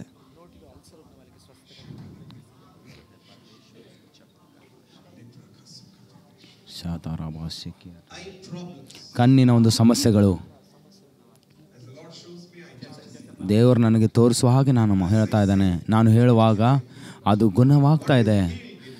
ಏನೆಲ್ಲ ಸ್ವರ್ಗದಲ್ಲಿ ಗುಣವಾಗಿದೆಯೋ, ಸ್ವರ್ಗೀಯ ಸ್ಥಾನದಲ್ಲಿ ಅದು ನಿಮ್ಮ ಒಂದು ಶಾರೀರಿಕ ಒಂದು ಸ್ತರದಲ್ಲಿ ಬರುವಂಥದ್ದಾಗಿದೆ.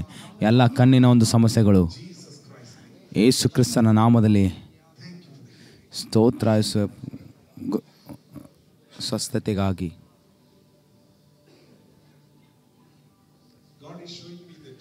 ದೇವರು ನನಗೆ ತೋರಿಸ್ತಾ ಇದ್ದಾನೆ.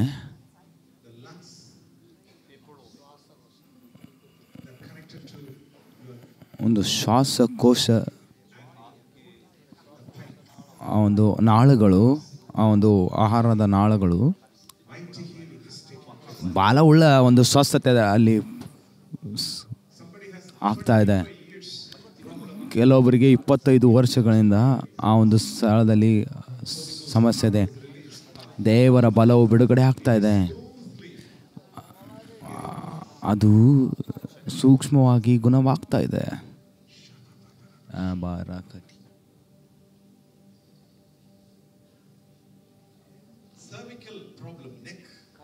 ಒಂದು ಗೋನಿನ ಒಂದು ನೋವು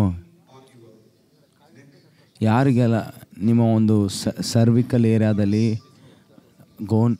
ನಿಮ್ಮ ಒಂದು ಗೋಂಟಲ ಕಡೆಗೆ ಒಂದು ನೋವಿದೆ, ದೇವರು ನಿಮ್ಮನ್ನು ಗುಣಪಡಿಸ್ತಾ ಇದ್ದಾನೆ. ನಿಮ್ಮ ಸ್ವಸ್ಥತೆಯನ್ನು ಹೊಂದಿಕೊಳ್ರಿ. ಹೇಳ್ರಿ, ಸ್ತೋತ್ರಕರ್ತನೆ, ನಾನು ಹೊಂದಿಕೊಳ್ತೇನೆ ಎಂಬುದಾಗಿ.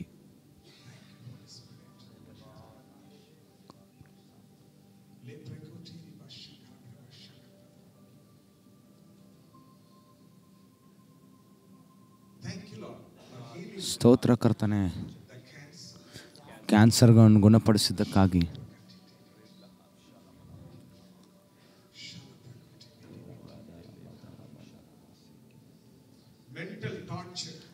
ಮಾನಸಿಕ ಒತ್ತಡ ಅದು ಗುಣವಾಗ್ತಾ ಇದೆ.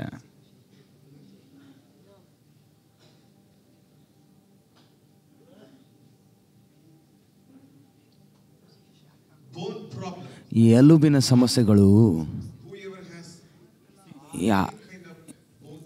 ಯಾರಿಗೆ ಒಂದು ಎಲುಬಿನ ಸಮಸ್ಯೆ ಇದೆ, ನಿಮ್ಮ ಸ್ವಸ್ಥತೆಯನ್ನು ಹೊಂದಿಕೊಳ್ಳ್ರಿ. ಹೇಳ್ರಿ, ಸ್ತೋತ್ರಕರ್ತನೆ, ಅದು ಸ್ವಸ್ಥತೆ ಆಗ್ತಾ ಇದೆ. ಪವಿತ್ರ ಆತ್ಮನು ಇಲ್ಲಿ ಚಲಿಸ್ತಾ ಇದ್ದಾನೆ. ಆದಿಯಲ್ಲಿ ದೇವರು ನೀರಿನ ಮೇಲೆ ಚಲಿಸ್ತಾ ಇದ್ದನು. ಪವಿತ್ರ ಆತ್ಮನು ಮರಿಯಳ ಮೇಲೆ ಚಲಿಸ್ತಾ ಇದ್ದನು ಮತ್ತು ಅದ್ಭುತವಾಯಿತು. ಈಗ ಪವಿತ್ರ ಆತ್ಮನು ನಮ್ಮ ಮೇಲೆ ಚಲಿಸ್ತಾ ಇದ್ದಾನೆ. ನಿಮ್ಮ ಒಂದು ಸ್ವಸ್ಥತೆಯನ್ನು ಹೊಂದಿಕೊಳ್ಳ್ರಿ. ನಿಮ್ಮ ಒಂದು ಎಲ್ಬುಗಳಲ್ಲಿ ಪೇನ್ ಇದೆ, ನೀವು ನಿಮ್ಮ ಸ್ವಸ್ಥತೆಯನ್ನು ಹೊಂದಿಕೊಳ್ಳ್ರಿ. ನಿಮ್ಮ ಜೋಡುಗಳಲ್ಲಿ ನೀವು ಆಗಲೇ ಸ್ವರ್ಗೀಯ ಸ್ಥಾನದಲ್ಲಿ ಗುಣ ಹೊಂದಿದ್ದೀರಾ. ಈಗ ನಿಮ್ಮ ಆತ್ಮದ ಮೂಲಕ ನೀವು ಸ್ವಸ್ಥತೆಯನ್ನು ತೆಗೆದುಕೊಳ್ಳ್ರಿ. ನೀವು ಅದನ್ನು ಒಪ್ಪಿಕೊಳ್ಳ್ರಿ. ಸ್ತೋತ್ರ ಯೇಸು ಎಂಬುದಾಗಿ ಹೇಳಿ ಅದನ್ನು ನೀವು ತೆಗೆದುಕೊಳ್ಳ್ರಿ.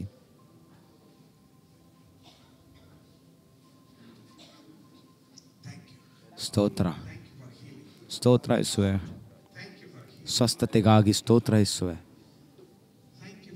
ಸ್ತೋತ್ರ, ಸ್ವಸ್ಥತೆಗಾಗಿ ಸ್ತೋತ್ರ ಯೇಸುವೆ.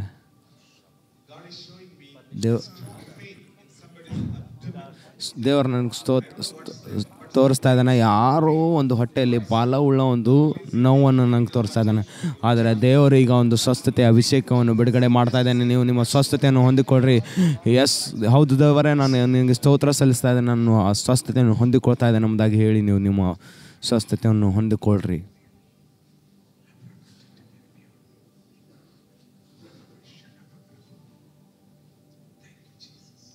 ಸ್ತೋತ್ರ ಯೇಸುವೆ.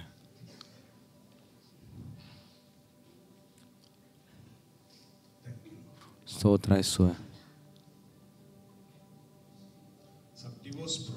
ಕೆಲವೊಂದು ತ್ಯಾಗಪತ್ರದ ಸಮಸ್ಯೆಗಳು ಅದು ಅದು ಪರಿಹಾರವಾಗಲಿಕ್ಕಿದೆ. ನೀವು ತಿರುಗಿ ಐಕ್ಯತೆಯಲ್ಲಿ ಬರಲಿಕ್ಕಿದ್ದೀರಾ.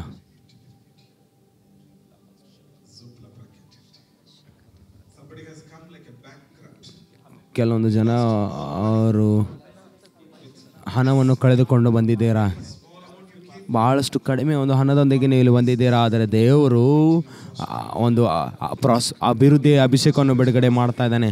ನೀವು ಅಭಿವೃದ್ಧಿ ಹೊಂದುತ್ತೀರಾ.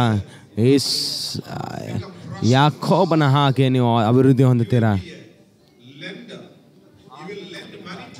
ನೀವು ಜನರಿಗೆ ಹಣವನ್ನು ಕೊಡ್ತೀರಾ. ನೀವು ಸೇವೆಗಾಗಿ ಹೆಚ್ಚು ಹಣವನ್ನು ಕೊಡ್ತೀರಾ. ಸ್ತೋತ್ರ ಯೇಸುವೆ. ಸ್ವಸ್ಥತೆಗಾಗಿ ಸ್ತೋತ್ರ. ನೀವೆಲ್ಲರೂ ನಿಮ್ಮ ಕೈಗಳನ್ನ ಎತ್ತಿರಿ. ಸ್ತೋತ್ರ ಯೇಸುವೆ ಎಂಬುದಾಗಿ ಹೇಳ್ರಿ. ನಾನು ಒಪ್ಪಿಕೊಳ್ಳುತ್ತೇನೆ, ನಾನು ನನ್ನ ಸ್ವಸ್ಥತೆಯನ್ನು ಒಪ್ಪಿಕೊಳ್ಳುತ್ತೇನೆ. ನನ್ನ ಶರೀರದಲ್ಲಿ ಈಗಲೇ ಯಾವೆಲ್ಲ ಸ್ವಸ್ಥತೆ ನಿಮಗೆ ಬೇಕೋ ಅದನ್ನು ನಾನು ತೆಗೆದುಕೊಳ್ತೇನೆ. ನಿಮ್ಮ ಒಂದು ಸ್ವಸ್ಥತೆಯನ್ನು ತೆಗೆದುಕೊಡ್ರಿ. ಯೇಸು ಕ್ರಿಸ್ತನ ನಾಮದಲ್ಲಿ ಎಲ್ಲ ಸೋರಿಯಾಸಿಸ್ ಎಲ್ಲ ಪ್ರಾಬ್ಲಮ್ಗಳು ಪರಿಹಾರವಾಗಲಿ. ಎಲ್ಲ ವಿಟಾಮಿನ್ಗಳ ಕೊರತೆ, ಒಂದು ರಕ್ತದಲ್ಲಿರುವಂಥ ಎಲ್ಲ ಸಮಸ್ಯೆಗಳು ಗುಣವಾಗ್ತಾ ಇದೆ. ನಿಮ್ಮ ಸ್ವಸ್ಥತೆಯನ್ನು ತೆಗೆದುಕೊಡ್ರಿ. ಎಲ್ಲ ಕಿವಿ ಒಂದು ಸಮಸ್ಯೆಗಳು ಗುಣವಾಗ್ತಾ ಇದ್ದಾವೆ. ಸ್ತೋತ್ರ ಕರ್ತನೆ.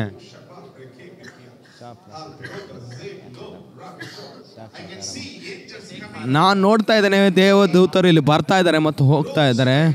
ಒಂದು ಸಾಲಾಗಿ ಅವ್ರು ಹೋಗ್ತಾ ಇದ್ದಾರೆ ಮತ್ತು ಜನರನ್ನು ಗುಣಪಡಿಸ್ತಾ ಇದ್ದಾರೆ. ಒಂದು ಬಲವುಳ್ಳ ಸ್ವಸ್ಥತೆಗಾಗಿ ಸ್ತೋತ್ರ ಕರ್ತನೆ. ಅದ್ಭುತ ಕಾರ್ಯಗಳು ಮಾಡುವಂಥ ಅಭಿಷೇಕವು ನಿಮ್ಮ ಮುಖಾಂತರ ಸ್ವಸ್ಥತೆ ಪಡಿಸುವಂಥ ಅಭಿಷೇಕ ತಂದೆ ನಿನಗೆ ಸ್ತೋತ್ರ, ನನಗೆ ಸ್ತೋತ್ರ ಸಲ್ಲಿಸ್ತೇನೆ. ಈಗ ನಿನ್ನ ಸಮಯವಾಗಿದೆ. ಒಂದು ಸ್ವಸ್ಥತೆ ಅಭಿಷೇಕ, ಒಂದು ಅದ್ಭುತ ಮಾಡುವಂಥ ಅಭಿಷೇಕ, ಒಂದು ನಂಬಿಕೆ, ಒಂದು ಅಭಿಷೇಕ, ಜನರನ್ನು ಗುಣಪಡಿಸೋದಕ್ಕಾಗಿ ಮತ್ತು ಗುಣ ಹೊಂದೋದಕ್ಕಾಗಿ ಯೇಸು ಕ್ರಿಸ್ತನ ನಾಮದಲ್ಲಿ, ನಾಜರೇತಿನ ಯೇಸು ಕ್ರಿಸ್ತನ ನಾಮದಲ್ಲಿ ಈಗಲೇ ಪವಿತ್ರಾತ್ಮನೇ ಅದು ಬಿಡುಗಡೆ ಆಗಲಿ ಇಲ್ಲಿ ಇರುವಂಥ ಪ್ರತಿಯೊಬ್ಬೊಬ್ಬರ ಮೇಲೆ, ಇಲ್ಲಿರುವಂಥ ಎಲ್ಲರ ಮೇಲೆ ಅದ್ಭುತ ಮಾಡುವಂಥ ಅಭಿಷೇಕ, ಆ ಅಭಿಷೇಕವನ್ನು ತೆಗೆದುಕೊಳ್ತಾ ಇದ್ದಾನೆ ಯೇಸು ಕ್ರಿಸ್ತನ ನಾಮದಲ್ಲಿ. ಸ್ವಸ್ಥತೆ ಅಭಿಷೇಕ, ಅದ್ಭುತವನ್ನು ಮಾಡೋದಕ್ಕಾಗಿ ಪವಿತ್ರಾತ್ಮನ ಒಂದು ವರಗಳು,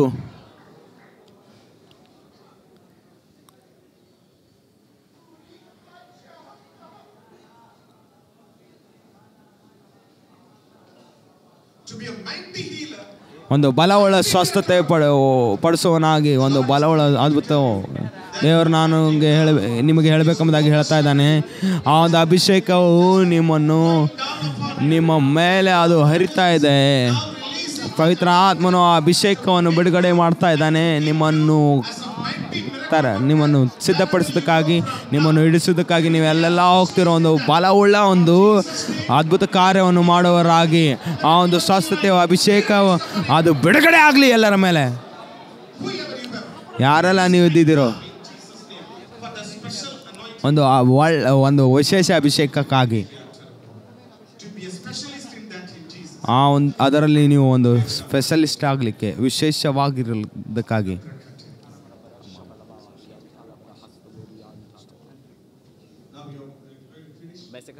ನಾನೀಗ ಮುಗಿಸ್ಲಿಕ್ಕಿದ್ದೇನೆ. 2 ನಿಮಿಷದಲ್ಲಿ ನಿಮ್ಮ ಪಕ್ಕದಲ್ಲಿರೋ ಮೇಲೆ ನೀವು ಕೈಗಳನ್ನಿಡ್ರಿ.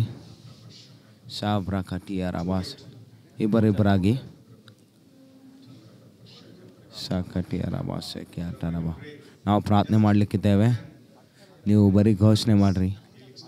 ಅದ್ಭುತ ಮತ್ತು ಅವರ ಬದಲು ಆಗ್ಬೇಕಂತ ಒಬ್ಬರಿಗೊಬ್ಬರು ಪ್ರಾರ್ಥನೆ ಮಾಡಿರಿ.